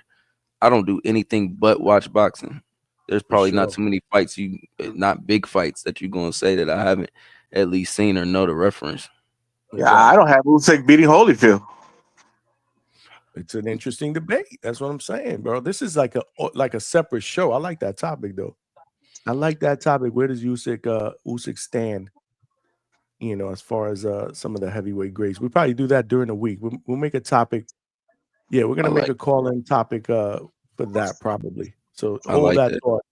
Because Yeah, I don't Mo know. I Brain. don't know in my mind. I really don't know. I I would don't have know to either, mull it over. but I want to be able to put that out at least 24 hours in advance so people could think about it before they call in and give us some really, really good takes. So Hey, get the we're gonna AI hold ready for that show, Johnny. that. What Get it was ready. that? I said, prep the AI for that show. Coco. Now we can't afford Coco right now. You know, we're on a budget. We're on a budget. We're not on the Nexter Gibbs VIP list over there. We working. Shout out to all of y'all. Before I read the next super chat, bro, we cooking on X right now, bro. Over 120 some odd people. We cooking on YouTube right now. Make sure you guys smash that like button. Let's help us get this channel out into other boxing fans' algorithm. They got to know we rock out weeknights 9 p.m. Eastern Standard Time. We're going Sunday nights 8 o'clock. We're doing 8 o'clock tonight. We're doing 8 o'clock tonight. We're doing post-fight shows like we're doing now, working overtime. So definitely like and subscribe, man. Tell a friend and tell a friend. We got over that little bit of a hump. Now we got the next goal that we got to get to, which is 2.4K.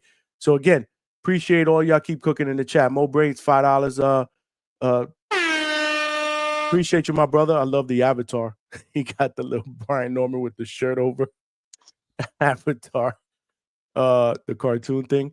Dwight Muhammad Cowie, which we spoke about, is a footnote on Holyfield's resume, but he would be the best name on Usyk's resume. Put some more respect on the real deal. Okay, I get that. Absolutely, bro. I'm a big Holyfield fan. So I totally get that. Great super chat. Appreciate you, Mo Brains. Jamie Nieto with the $5. Appreciate you, my brother. I know you sent me a DM yesterday asking me if I was going to go live. And I wish I would have, or I could have, but I was at the live fights in Orlando, boots to ground, getting that work in. I did do a couple of post-fight interviews, one of them with a undefeated undefeated 154-pounder super welterweight prospect Alex Bray from Florida, who's now 10-0 with 8 knockouts. He was just coming off a first-round TKO. So make sure you check that out at the Hangout spot. On YouTube, I put that out already. That was boots to ground, that interview, and I got some other stuff I'm gonna put out later today. I was gonna say tomorrow, but later today.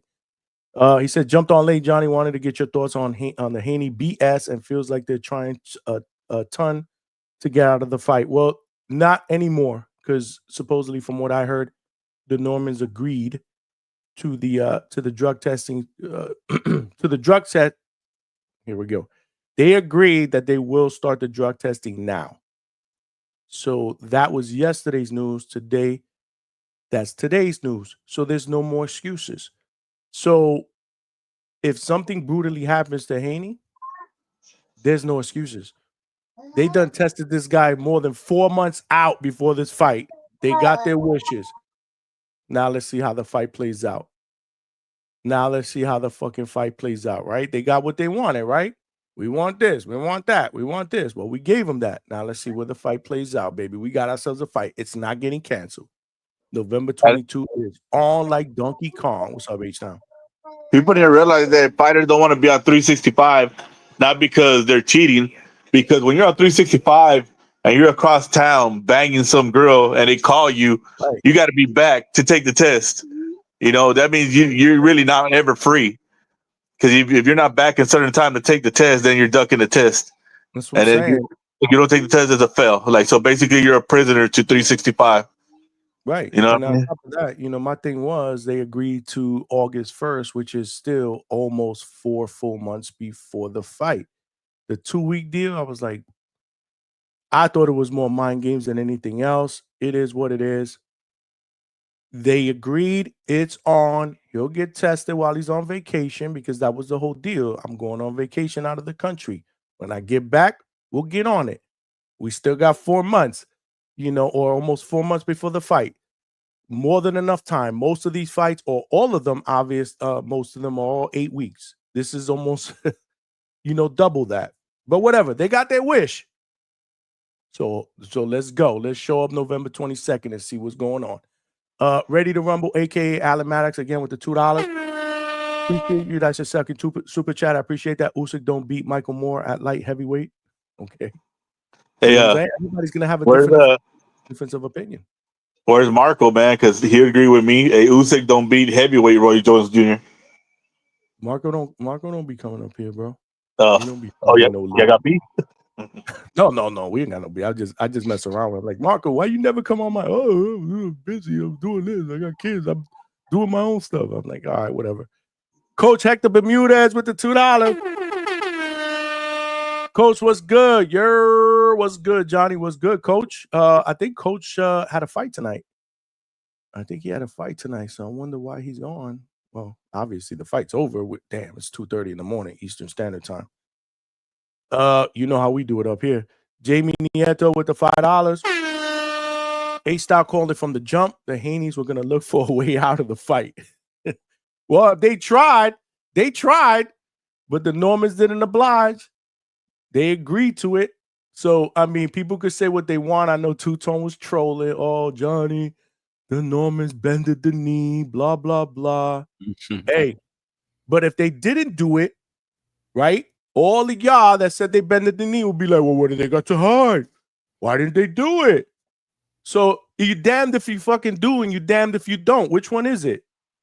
Like, don't get me wrong. I'm like, yo, why the hell you gotta do, like, why you gotta bend the knee for Bill? Like, we're not talking about 3 months. We're talking about 2 weeks. Like, it's not a big deal. But I was another one that also said, yo, give them what they want because it's gonna be that much better if you do what you need to do. And I'll say that for whatever side, you know what I'm saying? It'll be that much better. So they bend the knee, they want to troll. They don't bend the knee. What is he hiding? The fight's on. That's the most important part. Let's put all that other bullshit trolling and whatever's aside. The fight is on. Let's get fucking ready. That live fight chat here. That because we doing that like that. The Norman Spot's doing that fucking live fight chat here. Yeah, so, man. Hey, it's gonna Bill be Haney, Bill Haney games, man. This is the thing. I said those are the Bill Haney games. That's what he's playing. All it is, bro. It's silly. This is a fight that really realistically doesn't even need it, bro. You know, it's funny. You hear all this garbage and shit from the dads, man. You know, I love Senior, but he gets caught up into that shit too. The fighters aren't saying anything. They just want to fight, right? That's what I was going to point out. Like the fight contract is signed, and a lot of us don't know like the ins and outs of the business of boxing, and that's where I got confused when Senior and Bill were like going back and forth. I'm like, hold on, are y'all still at term sheets? Is this not signed yet? They're actually still at term sheets. Oh. There's no official contract signed. A lot of these fights, believe it or not, man, don't get signed to the day. Yeah, I had to learn this from being involved and behind the scene, you know, asking questions. A lot of these fights, the contracts don't get signed till like the week of the fight. Yeah, week of the fight.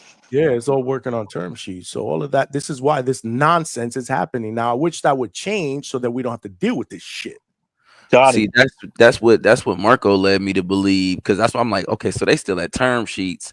So Bill about to keep playing games for the next couple months. This is the problem. This is the problem of having this fight being 4 months away. It's almost like we're gonna have to deal with something. What's gonna be next? What's gonna be next? The biggest problem I think is negotiating in public for real, because this is the thing.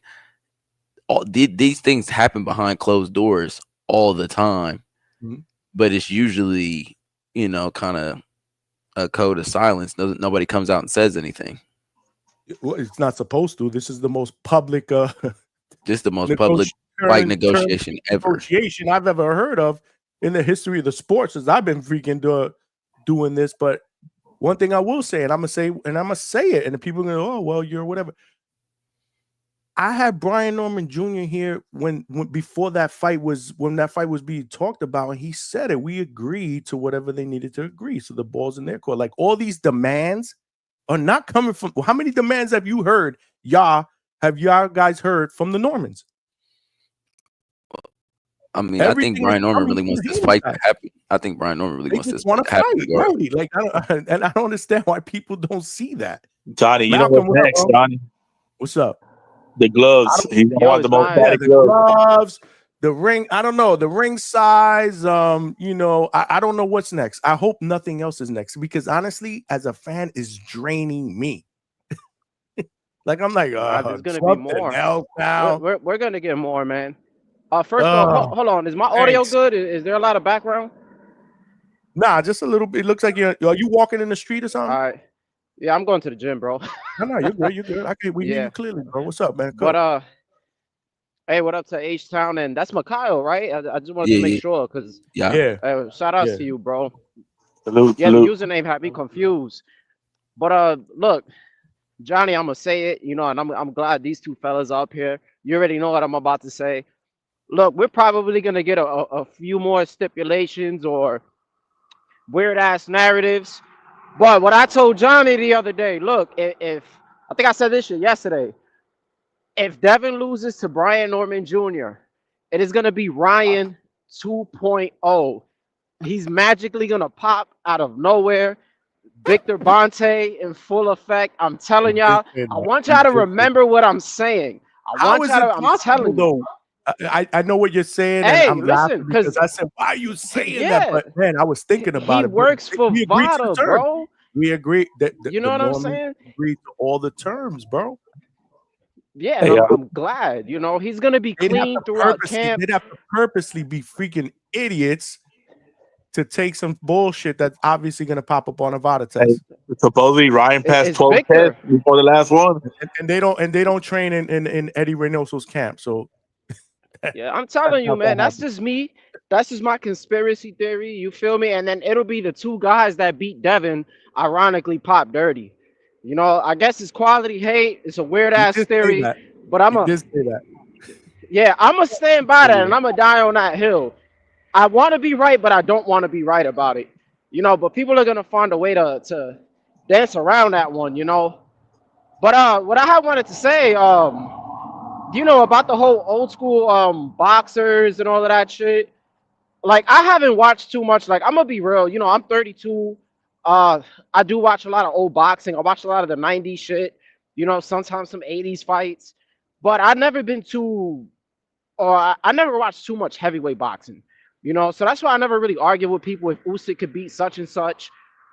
You know, but to be real, man, a lot of people don't watch these older guys, and automatically because it's the popular choice, you're gonna automatically just say, "Oh, Sugar Ray Robinson's the GOAT," or "Ali's the GOAT," and there's nothing wrong with that. Or even people saying Rocky Marciano is top 3, and you just ask them about 2 fights that they watched, they're not gonna tell you shit. Like, there's people who never watched Michael Jordan play ball a day in their life. You know, some people never watched Joe Montana.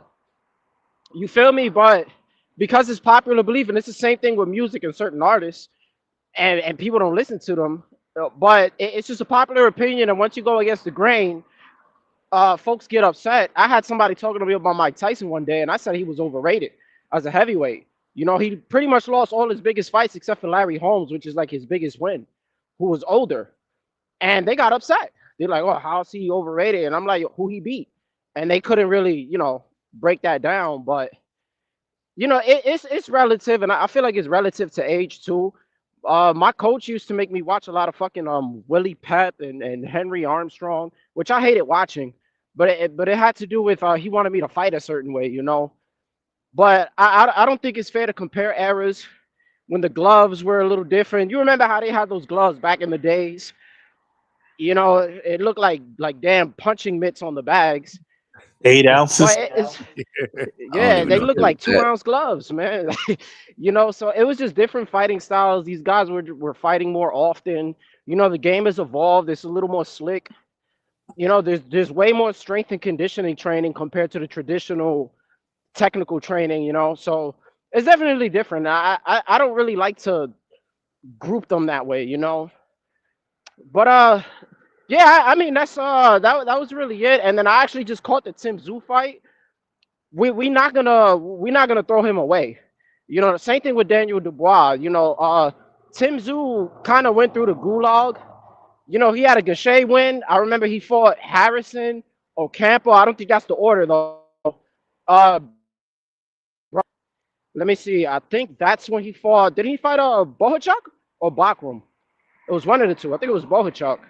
Who? Tim Zoo? But he had a. Who you Yeah, I'm talking trying about? to remember, man, or who Tim Zoo fought. It's somebody else. Bakram. Before Bakram. He Fun, got knocked out. He got it was brutally Bakrum. knocked out Yeah, by he had Bakram. Yeah, Bakrum. yeah, yeah. Yeah, yeah, yeah. It's the Fundora. You breaking up, brother? Malcolm? Damn. He hit like a dead zone or something. And Malcolm, then can you once hear we're us? getting all these people fighting each You other, they're broke gonna up. lose. Bro, you broke up. You broke up for about a good 5 seconds. Did he break up again? Malcolm? Might be a good time to tell everybody to smash that like button and tell a friend to subscribe to the Nasty word. Hangout. He's coming in spurts. He said nasty work. Did he say He nasty popped back work? in for the nasty work. That was crazy. His that's hilarious. That is hilarious. Again, man, smash that like button. Hold on. Oh man, I gotta take this call. I know where this call is going, but before I do that, Toledo Trees, stand by. Hold on, Trees. Hold on, Trees. Casual Jerry with the $5. Appreciate you, my brother. Casual Jerry said, loving these late night shows during the late shift. Salute, man. No, I love doing these late night shows, man. Continue to tune in. This is how we doing it up. Weeknights. Now, well, it's not even Saturday night. We Mornings. started this Sunday morning early. We will be going tonight till Monday morning, more than likely, right? 2, 3 o'clock in the morning. More than likely Monday night. Then we're back at it Tuesday, Wednesday, Thursday. We got a couple of good interviews that I'm trying to line up for you guys on Tuesday and Wednesday. And then we got the card on Saturday in New York City in the small room that is headlined by Xander Zayas going for his first world title at 154. So we'll go over that. So it's going to be a stacked week here at the Hangout spot. So make sure you guys continue to tune in. Jamie Nieto with the $10. My brother, I appreciate that, man. He said, I'm so hyped in capital letters. Brian called their bluff. No excuses. Capital letters. Absolutely. Gonna marker B Norman win better. Gonna marker B Norman's win better. That being said, I wouldn't have been mad if he stood on principle. If it's not in the contract, shut the fuck up. That's what I agree. But the problem is, Jamie, like we were talking about, there's really no official signed contract. It's all a term sheet. But part of me, Micaiah, was like, stand on business. Fuck it. It's only 2 weeks. They ain't running shit. But then I was like, if this shit falls apart, I don't want it to fall apart. I want to see that fight. So I'm happy at the end of the day. But I was kind of 50-50 on it just because that's just who I am. But Trees, you can unmute and you can talk about this fight that you called into fruition and let me know how you thought about it. Yow. What up, though? I was waiting for your call. What up? What up, though? In What fact, up, it's like though? 3 hours. It's like, how long we been on? We've been on Bingo, for we 2 got hours. So this call is about an hour and a half late. bingo, we got action. Hey man, say man, I was out here in the field, man. I had to, Well, at I least you ain't was. working, bro. You off today? Because I don't hear the background. We're off. Like I say, Fridays and Saturdays we got to have off No. because I got violence to attend to. You understand? So, That's shout out to my manager. Like I say, guys, if you ever looking for a job, we don't chase money. We chase management. You understand? Because my boss let me get that Friday and I say he knew I needed that. You understand? And speaking of Friday, July 25th, we got O'Shea Jones defending her 154 super welterweight strap on OTX boxing. You understand me? But that's neither here nor there. What I'm here to talk about is my guy Pacquiao, in which they pulled the wool over the fans' eyes. My guy should have gotten that W. You understand what I'm saying to you? Michael B. What's What up you now? think? Should my guy had to got that W? I'm good. I'm good with the draw. Oh, That's what I would have scored at a draw, but I wouldn't have been mad at him getting the dub at 46. The only thing I'd have been mad at is Barrios getting the win. see my guy. See that's Witten. Look at what I tell you, Johnny. If Trees. you know me, I'm Mr. BMF. If I'm building a fighter, you wouldn't build your fighter to be Barrios. Well, You might build him to be Pacquiao, but you're not gonna build him to be Barrios. You see what I'm saying to you? So Can I'm you going to read something to you that you're probably going to like. talk to me? The poll that I put out, which has about 250 votes right now, put it out a little while ago, whatever, before the show started. Do you think Manny Pacquiao won? And we have 72% that agree with you, bro. Look at that. Great minds think alike. Look at that. 16% say no. 12% say I'm okay with the draw. I'm not gonna lie to you, Johnny. The only thing that this made me do, in all sincerity, this draw. Look, I know you heard it in my voice. I'm off the whiskey. I'm had a good time tonight because you know what the fuck going on. Listen here, hey, my guy Pacquiao. Listen here. The only thing, Michael B, and you know it to be true as well.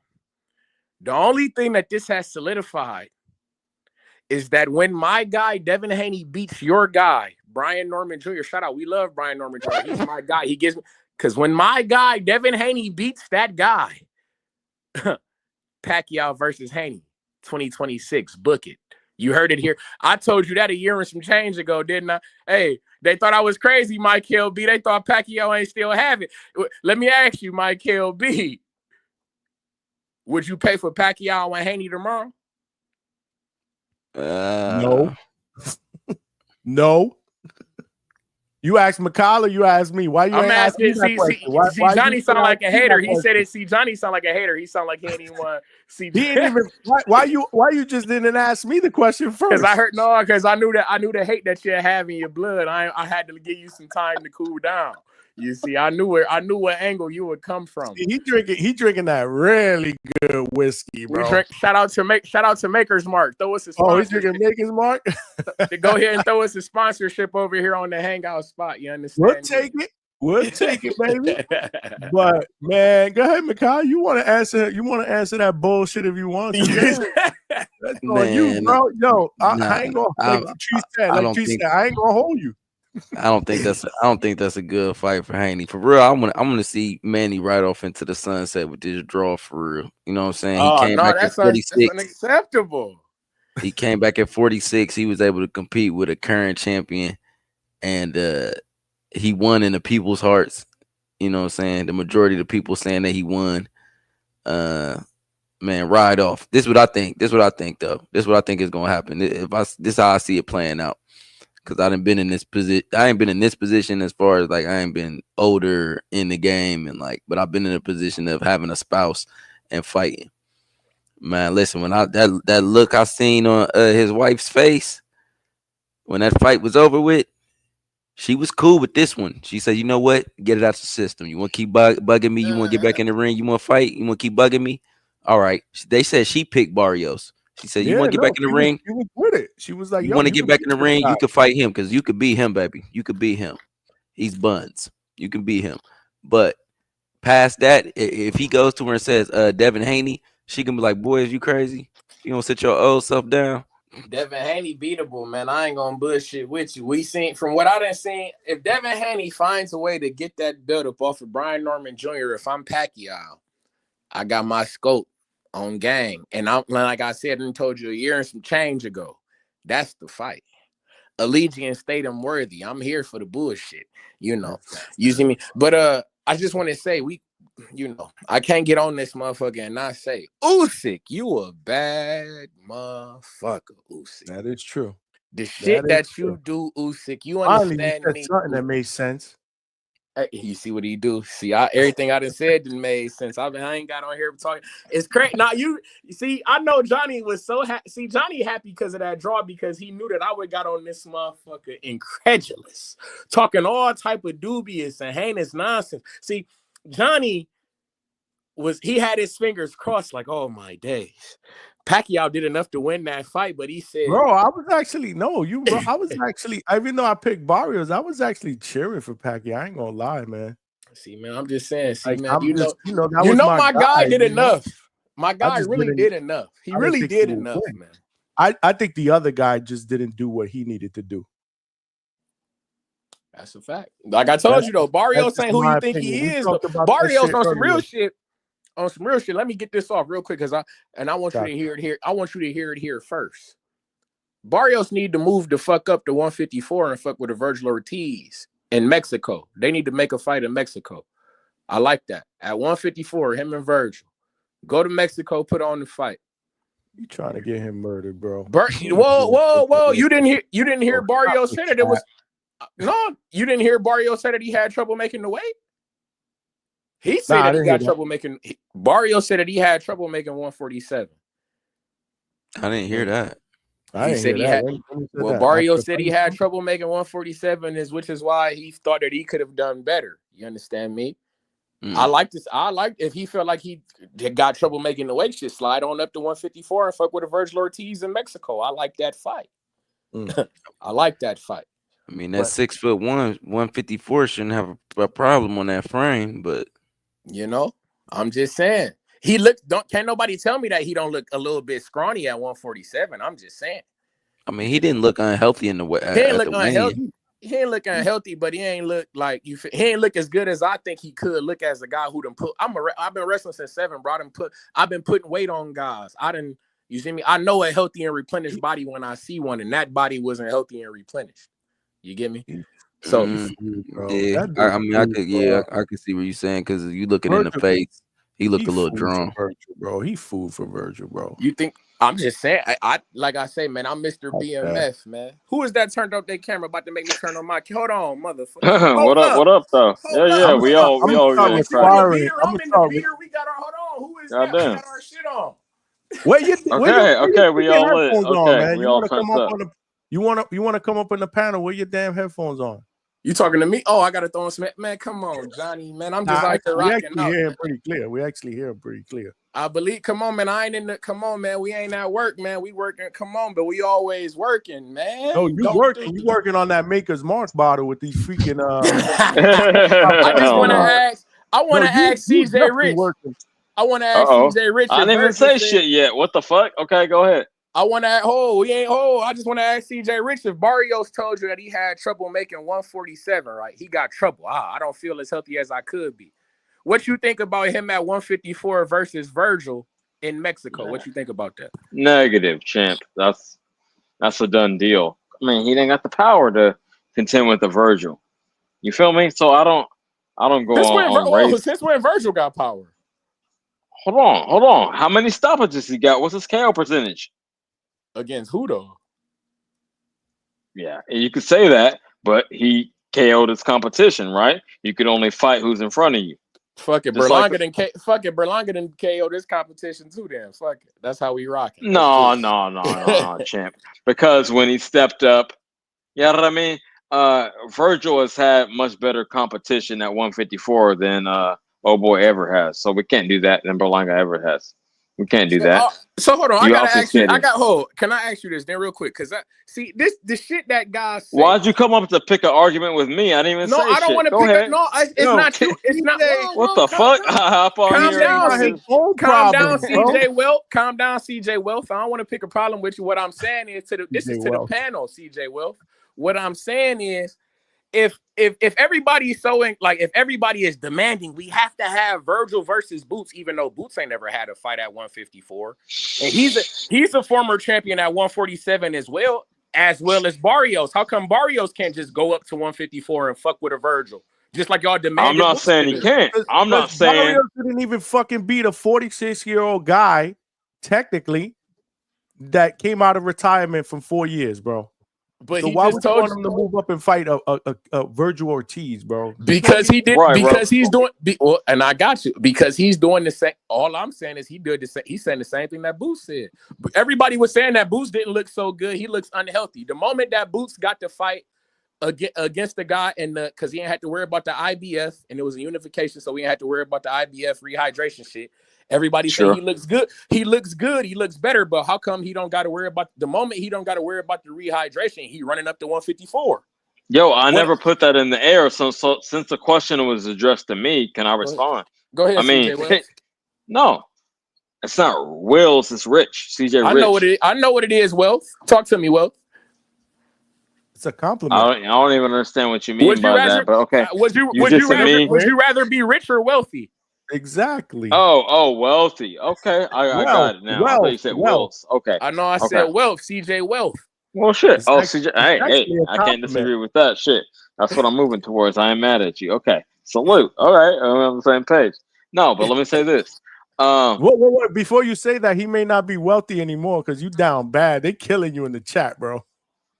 Because I picked Dubois. Is that why? They cooking you because you knew he was gonna get cooked up in the crock pot. They put you in the oven and they put it on 375, bro.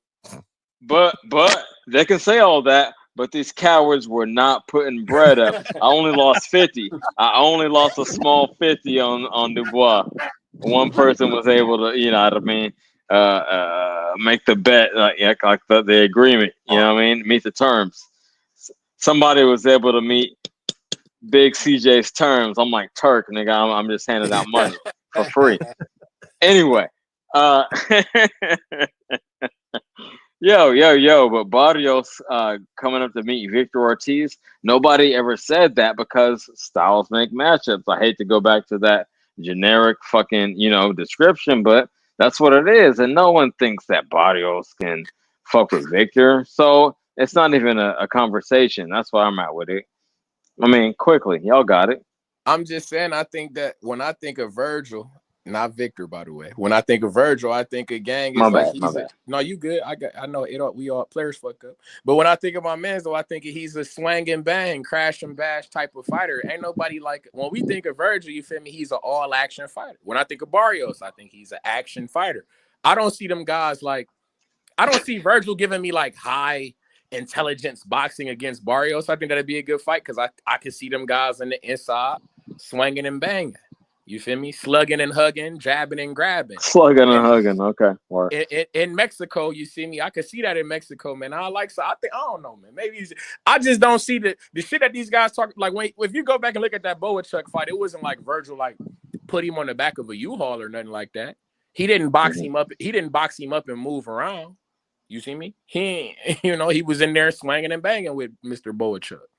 That's what he do. Yeah. But talk to me, Johnny. I just wasn't feeling you shitting on me, man. I put a small 50 up. I lost it. And I'm 2-1. I only bet on three. I'm gonna say this real quick. I'll only bet on 3 fights, and I'm 2-1. I know I got a big dog. It was a big dog. I was gonna say that was a big dog. I'm gonna mute up. Hold on, CJ. The chat wants me to play a soundbite for you, bro.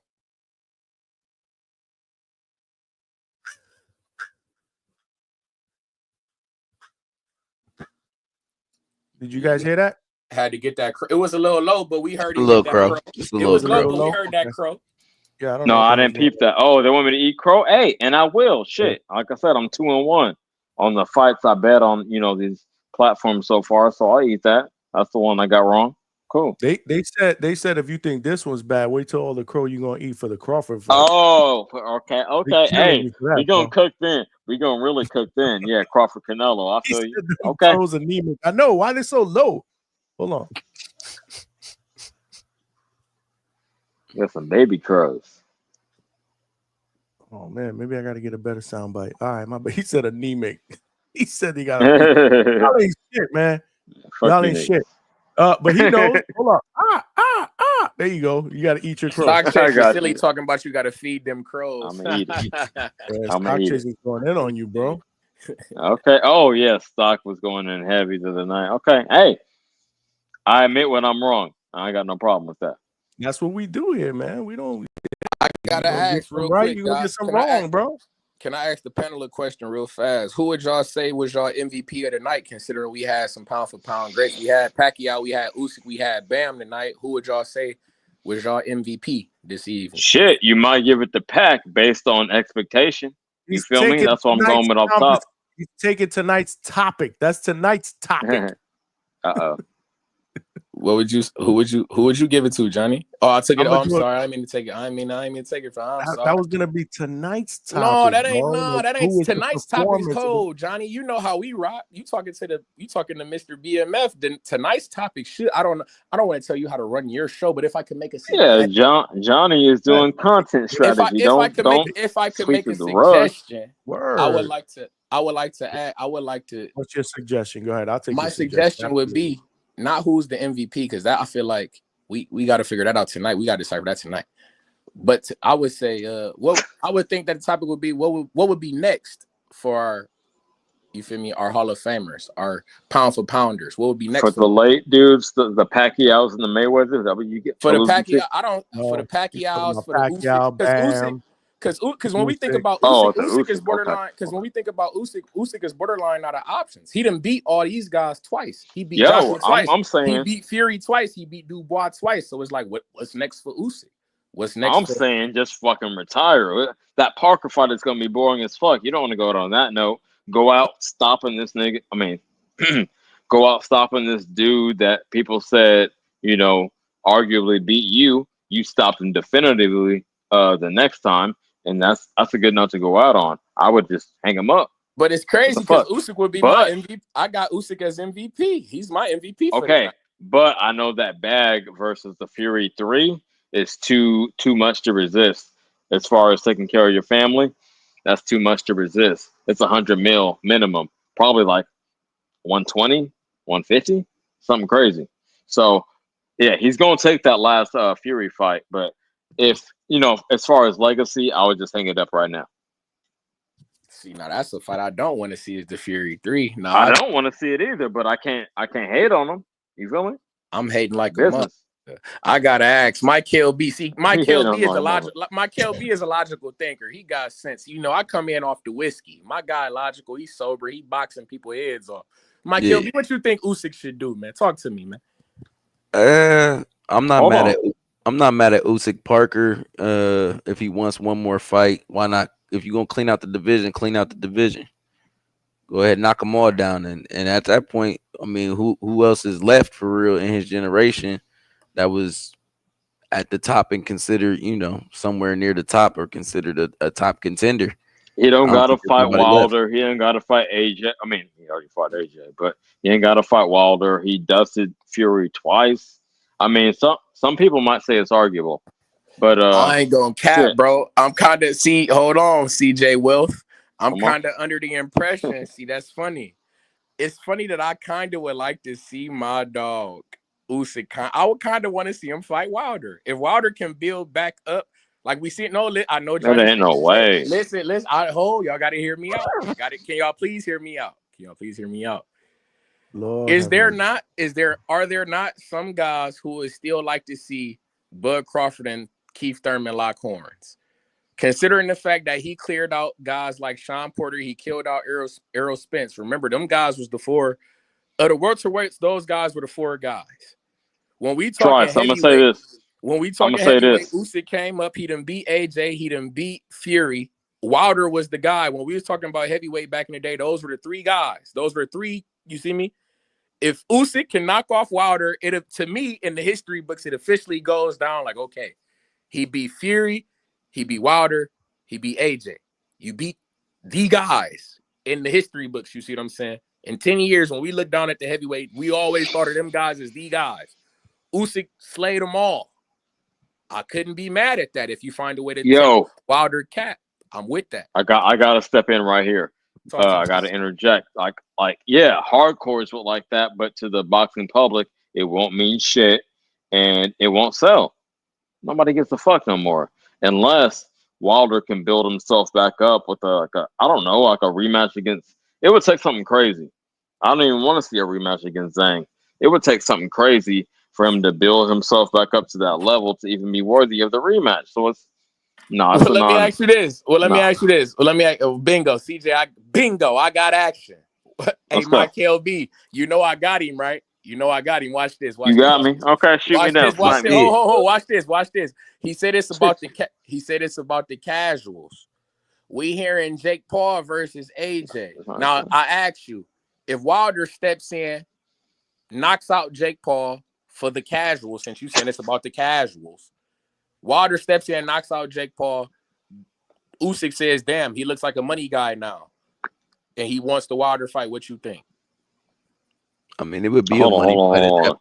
Run me back down that road real quick. You said Jake Paul fight. Just run it back down real quick. We got Turkey. We have Turkey. I'm just saying. CJ Wealth. You just told me it's about the casuals. Somebody said yes. As far as selling the fight, I see Johnny Knockout. Johnny Knockout finna get knocked out talking that nonsense. I see that garbage. I didn't even. I said as far as selling the fight. Yes, and I'm with and listen to me. And I'm with and I'm with you. Okay. You talking casuals? Bingo. I'm with you. I'm on the road. Let's walk with me. Walk with me. We got Turkey Al-Sheikh talking Jake Paul versus Anthony Joshua. Now, which is already ridiculous. Walk with me. Which is already ridiculous. You got it. Walk. And I got nothing to do with that. I'm going step by step, but I got to respond. That's what Turkey Al-Sheikh is. Now you got to walk with me. Now Turkey Al-Sheikh just under the impression that he want to get Jake Paul extinguished. That's why he want AJ to do it. Now I'm asking. Oh, you think that's his agenda? That's why I didn't follow you. You got that baked into it. He wants to cook Jake Paul. That's what you said? That's what he said on TV. Shout out to the boxing voice. And he ain't putting on women's boxing. Go ahead. That's what he said on there. But however, he talking AJ versus Jake Paul.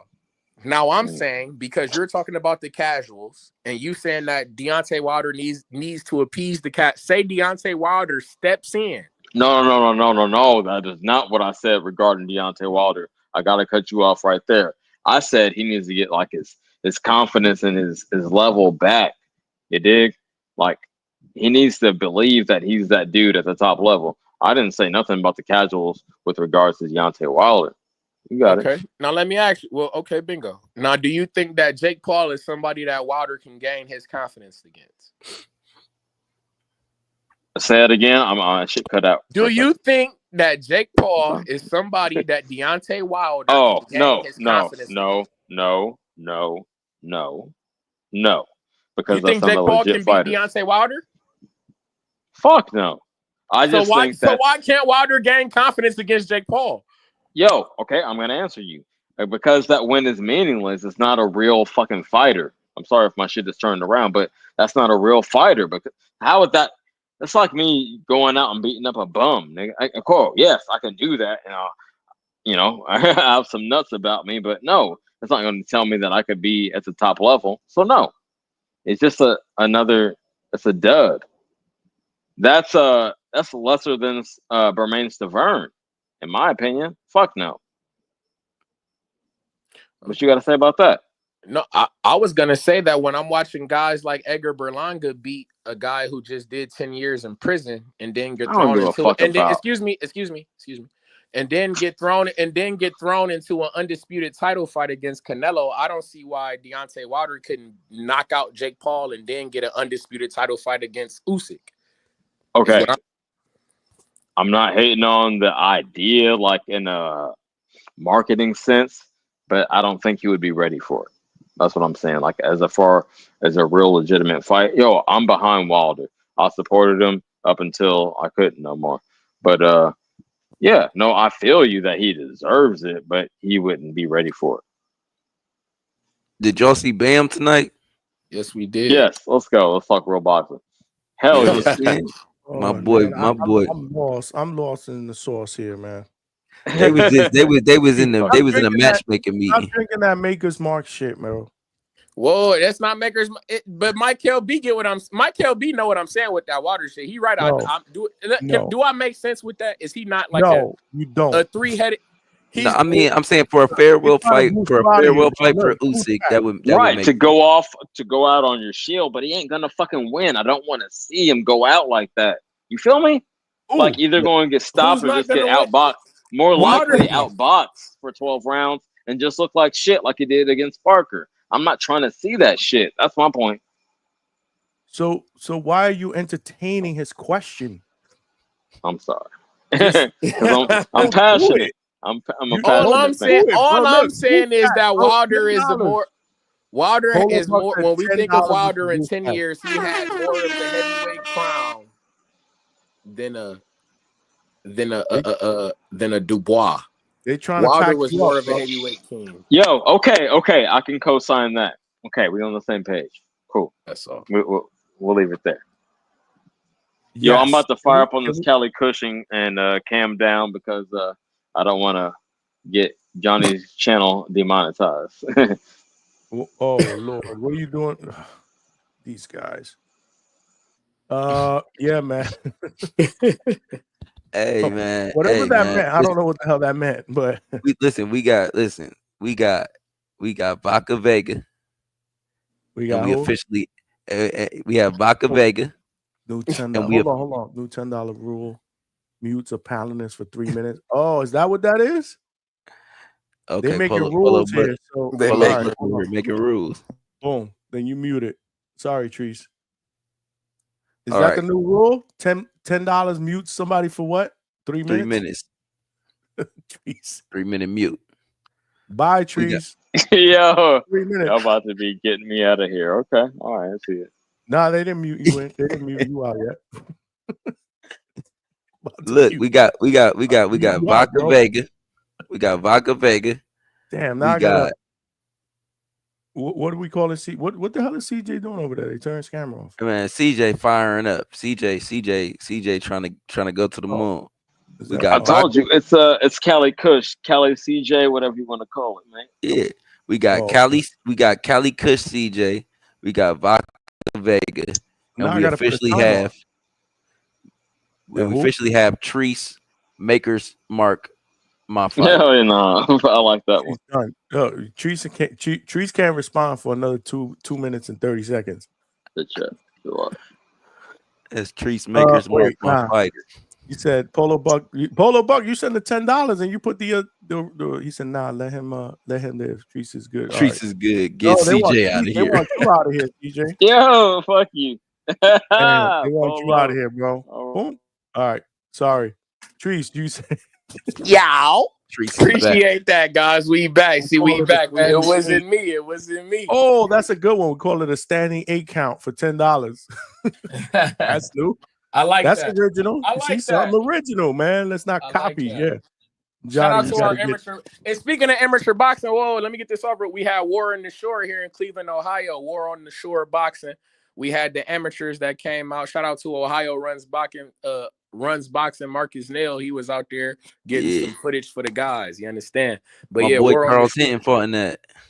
Yes, sir. Oh, he fought in that, huh? Yeah, he fought. He's a heavyweight amateur. He fought tonight. I think Quan was supposed to fight tonight too. How does your man? I think Quan had a fight in Canada, but how'd your heavyweight do? I don't know. I gotta check on him in the morning. Unless I see something on social media, I know how the emotions is after a fight if you lose or something. You know what I mean? So I don't be trying to, everybody be blowing you up. I don't be trying to be a part of that party. For sure. But So shout out to you. I at least give him to the morning, unless I see some good news. Then I give him the congratulations. Shout out to your fighter, man. We appreciate all our competitors here at War on the Shore in Cleveland, Ohio, at LaSalle Theater. You feel me? That shit was epic. But Yeah, I'm trying to get on a card up there. It was too I had too much going on down here. It was too soon. And me going to Border Wars, I just was focused on Border Wars, but I've been talking to the promoter up there. I'm gonna get up there before it's all said and done for sure. yeah, man, come on up north. Party up there. We'll let it have you in the city. I need you to line me up some sparring too, man. What's your weight? Talk to me. We got some guys. I'm gonna holler at you. What you was saying, Johnny? No, y'all can link up. Yeah, get that work in Macau for sure. So no, I'm gonna hit Treese up later. Yeah, hit him up, man. Get that working. So Leaders T said, question for the panel. What's the opinion on Fundora after getting rid of Tim for good? CJ, you can't respond because you're on a standing 8 count, bro. What's our opinion of Fundora? Fundora, I ain't gonna lie. If Fundora gonna be boxing like that, he a cheat code. Motherfucker need to stay away from him. He that guy. Somebody else said that. Who said that earlier? He that fucking I god, bro. said that. I said that. I think he's the guy at 54 right now. He's Yeah, that yeah. god, Somebody bro. else did that. I don't see nobody. I want to see him and Bakram, like not now, but right now. I need to see that Hold fight. up. I know I'm standing up early. You know what I mean? I'm a little woozy. No, It's just you the money. understand the account. You can't talk. You unmuted yourself? I did, homie. I You mean, I knocked don't know out. how long the Yeah, eight that means count. I don't have no How control. long That is means I'm gonna that? have to You ain't remove setting you no next 3 rules time. down. minutes, man. You on 3 Yeah, minutes? I'm gonna have to remove you next time because you cheating. Oh my goodness. I'm sorry. I just wanted to ask Oh, Trice you real good. quick. You about 3 minutes anyway. I just wanted to ask Trice since he was the one that put the That's money on my head. That's Treese, not Trice. Trees. All right. Trees. How are you gonna put money on my head instead of like, you know what I mean, coming at me with a counter argument? Like, why couldn't you just talk your shit out? Like, Oh, I didn't show do me. that. Whoa. See, that's the You thing. didn't I do didn't that. do that to you. That You was the didn't do that. mafia. That Oh, was my somebody fault. from the chat, bro. Midwest Mafia who put the I bag thought it over was your you. head. They Nah, put the bag Okay. over your head. I'll mute up They again. threw I'll you mute in the up again. van. I thought it was okay. Somebody from the Nah. chat cooked you, bro. Yeah, shout out to the chat. Shout out to the Midwest Mafia. They threw the bag over your head and threw you in the van. That's what they did. I ain't do that to you. That was them. Yo, fuck you. Never that. Yeah, shout out to the mob. We appreciate you. Yo, that was a standing 8 count, bro. Yes, But sir. what was the question? I'm sorry. After getting rid of Tim for good. What's next for Fundora? Did you guys answer that or can I go first? They was saying, I think, well, to me, Go ahead, I'm gonna say that. Go first. Okay. Well, I need to think about that anyway, so go ahead. I got you. For Fundora, I believe my opinion on Fundora, I ain't gonna lie. Him boxing like that, if he gonna be using his range, his length, and then I always thought that Fundora was a violent fighter, and I knew that he was gonna stop Zoo. That's funny because I caught him stopping him. I didn't think he was gonna stop him that way though. I didn't think he was gonna quit. Is it just me or did it feel like Zoo had his best round and then he quit? Like what the fuck? I was confused by that. I'm like, you had this is your best round. You putting your shit together. You got this is you putting this. I'm like, damn. And then I'm like, what the fuck? I'm like, okay, see, Fundora put that violence on him. Zoo knew that, okay, if we go 2 more rounds, this guy Fundora, he coming from blood. And I'm just give it up now and live to fight another day. You see me? So shout out to Fundora because I always knew he had that violent shit on him, but now he fighting long with the reach. His next fight, though, I know he's not going to fight Bakram. I know I'm not getting that fight. So I need to see him and Xander Zayas. If Xander Zayas wins that fight against Bro, because I remember that Xander Zayas said that he would have took that fight. And now if he got a belt, it ain't no reason for Fundora to turn him down if he got a belt now. So I'd have to see that fight. Mexico versus Puerto Rico in Vegas or New York, I'm here for the shit. Let's do it. But go ahead, Michael B or Johnny or somebody talk to me. Wow. All I got to say is wow. Because it was funny how I agree with Treese on that. I said that earlier. I'm like, man, if Xander wins this fight now, let's get that popping. That's crazy. That was good that you said that. I swear I said that even before we got on. Yeah. Wow, that's crazy. Check that out. Look at me and Johnny agreeing on something for once. Look at that. We agree on a lot of stuff, but not tonight. Shout out to Pacquiao. We agree that Pacquiao should have won that fight, though. Look at that. Yeah. Well, I again, I'm more towards the side that Barrios disappointed me big time. He just didn't do what I thought he should have done. In that, and that kind of opened up the opportunity for Manny Pacquiao. Where people were saying, well, he was throwing a lot of punches, a lot of them weren't landing. He was the favorite. Everything he threw, which was true, everything he threw, he was going to get a crowd reaction. But I do think that he was the busier guy, and he dictated the fight. And speaking of that, am I talking about homie? Real quick, hold on. No, you can come out. You good? I just gotta ask. Where is Coach Walker at? That's all. Go ahead, CJ. He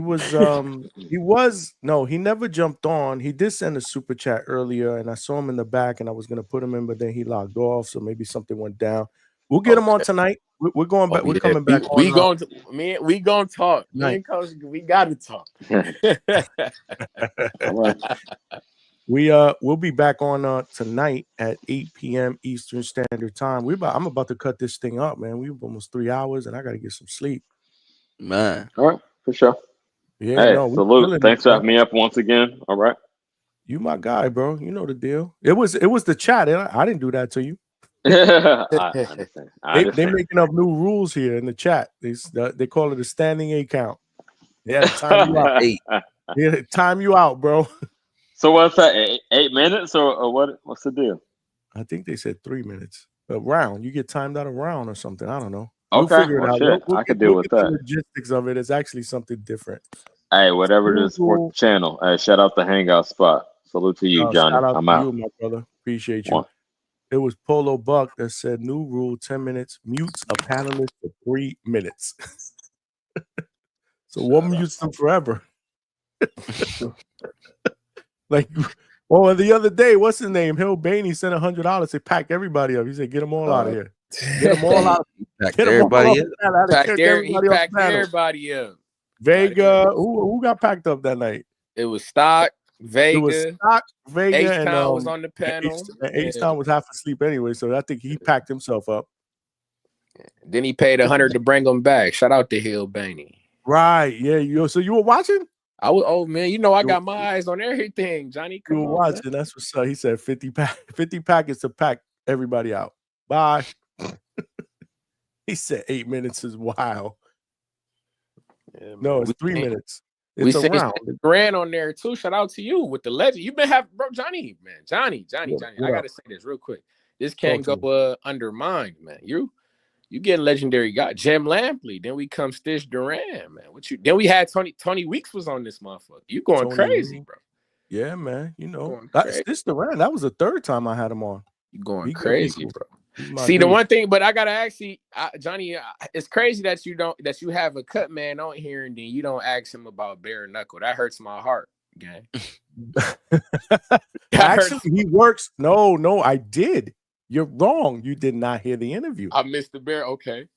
We talked about bare knuckle because he does bare knuckle. So I asked him, how do you? He said he loves bare knuckle because he's always busy. It's always cut. I'm sure he's actually earning his money. You got to go back and watch that interview. We did bring up bare knuckle. I do. And Okay, say less. I missed out. Okay. Did I bring? Oh Lord, did I bring up bare knuckle? Oh Lord, pack the show up. Good night. I can pack it up. I got church this morning. Good night, right. Johnny, man. Good night, man. Good night. Goodbye. Appreciate you.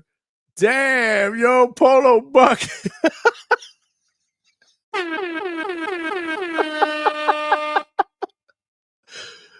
Oh shit, bro. Y'all too much, man. Yo, tears are coming down of my eyes. He just made the rule and packed him. He's like, good night. Damn, bro. He wanted to show Polo Buck, man. He said sleep well. Oh man, bro. Oh man, I can't even tell y'all, bro. I love y'all, man. I fucking love y'all. I love doing this shit. And let me tell you something, bro. When we do these shows during the week and I'm up here till like 2, 3 o'clock in the morning, I'm tired as fuck the next day when I get up for work. I'm like, yo, you know what? It's worth it, man, because I enjoy it, man. It's just coming out here and just talking with my people. Like, yo, it's crazy, man. The chat, my chat is getting, I don't even call y'all chat, man. Y'all know that y'all not really my chat. Y'all my family, but the family here in the chat is just getting crazy and better and better. And it's just so entertaining, but that's crazy, man. He said I was enjoying it. Oh shit. Oh bro. I forgot to play this for Manny Pacquiao. Yo, what's up with my fucking soundboard? Like some of these shits are coming in low. Don't call it a comeback. I've been here for years. Can y'all hear that one? That was supposed to be for Manny Pacquiao. Damn. Yo.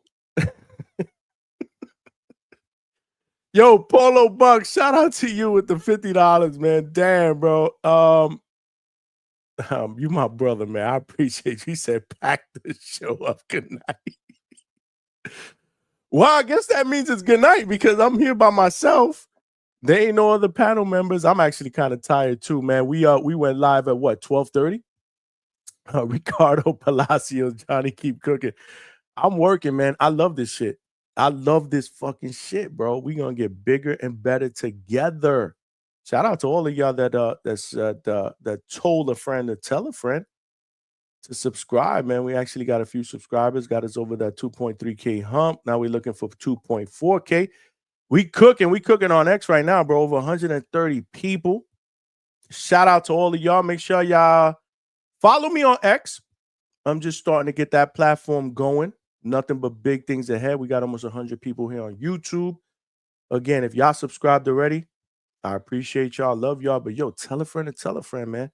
We growing this power in numbers. You heard Trees. We getting nothing but the biggest and best interviews, man. We had Jim Lampley, the legend, on not so long ago. We've had Claudia Trejos. We've had Tony Weeks, referee. We had Stitch Duran. We've had him a couple of times, not to mention fighters, trainers, world champions. You know, this is the Norman spot here. So I'm looking to see if I can get Brian Norman Sr. to come on tonight. Because, again, it ain't tomorrow. It's tonight at 8 o'clock just to talk about this whole, or just to give us a little bit of an update on what happened with the whole drug testing deal and why the change of heart. If we can, we will.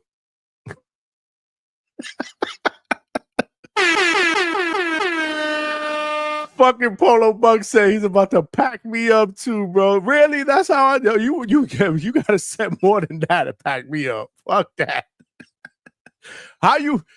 Is that history? The first fucking show to ever pay to get the host of the show packed up? Y'all crazy, bro. Oh man, I just love y'all, man. This is great. Shout out to the Hangout spot. We got your back, Johnny. One love to you, man. He said, you want to bring them back? I'll bring them back. No, I'm actually tired. So Polo, you the man. Thank you, man. Thank you, and thank everybody else for the donations, man, today, man. Again, we work overtime. This is we trying to turn this gig into the only gig, bro, because right now this is the second gig. You know, that's why when I go to bed late, I got to get up early. I'm killing myself in the morning. I'm tired, but you know what? It's all worth it. I think about it. I'm like, yo, this shit is dope. And I'm growing, you know, we're growing. We're building something together. We're building something special together. So I got a couple of interviews that I'm working on getting lined up. I was boots to ground Friday night at Caribbean Orlando. So I got a couple of interviews that I got lined up. Make sure y'all check out my interview with Alex Bray, who's an undefeated 154-pound prospect, 10-0 with 8 knockouts. He won by a first-round stoppage on Friday night. I did a live interview with him. That's on the Hangout spot on YouTube. It's a quick 6-minute interview, but more importantly, a contact for somebody or, you know, opened up the opportunity to get him on the live show. We're looking at that. Still, we're looking at Corey Marksman. We're trying to get that done for C. Pacino. I spoke to his promoter this Friday. We're going to try to get that done. We're still, Dimitri Salita is still, you know, we're still trying to work that out. So there's just a lot of different people for the next 2 weeks I'm looking to get on the show. Plus, we got the Xander Zayas fight and that card to break down during the week. So tonight we're going back on 8 o'clock. It's 3:30 in the morning here, Eastern Standard Time, but we will be back on 8 o'clock Eastern Standard Time to do our Sunday night show, which cooks. If y'all watching this on X, make sure y'all tune in. YouTube, the same thing. I want to appreciate all of the panel members that all got kicked off. He said, pack it up, Polo Bucks in this order. Polo Buck with the $5 said, testing the waters. It smelled like a toilet full of nasty ass shit, okay? I'll leave when I feel like it. How about that? Nah, I get it. I'm tired too. He said, damn, bro. H-South said $200 to pack up the boat. He said $200. I'll just press. Cut this shit. Y'all too much, man, but I love y'all, man. I love y'all. We back at it again, 8 p.m. Eastern Standard Time. Make sure y'all tune in. Tell a friend and subscribe. Smash that like button if you haven't done it on the way out. Appreciate all the love and support. Tonight's show is going to be epic, so make sure y'all tune in. Appreciate y'all. Peace.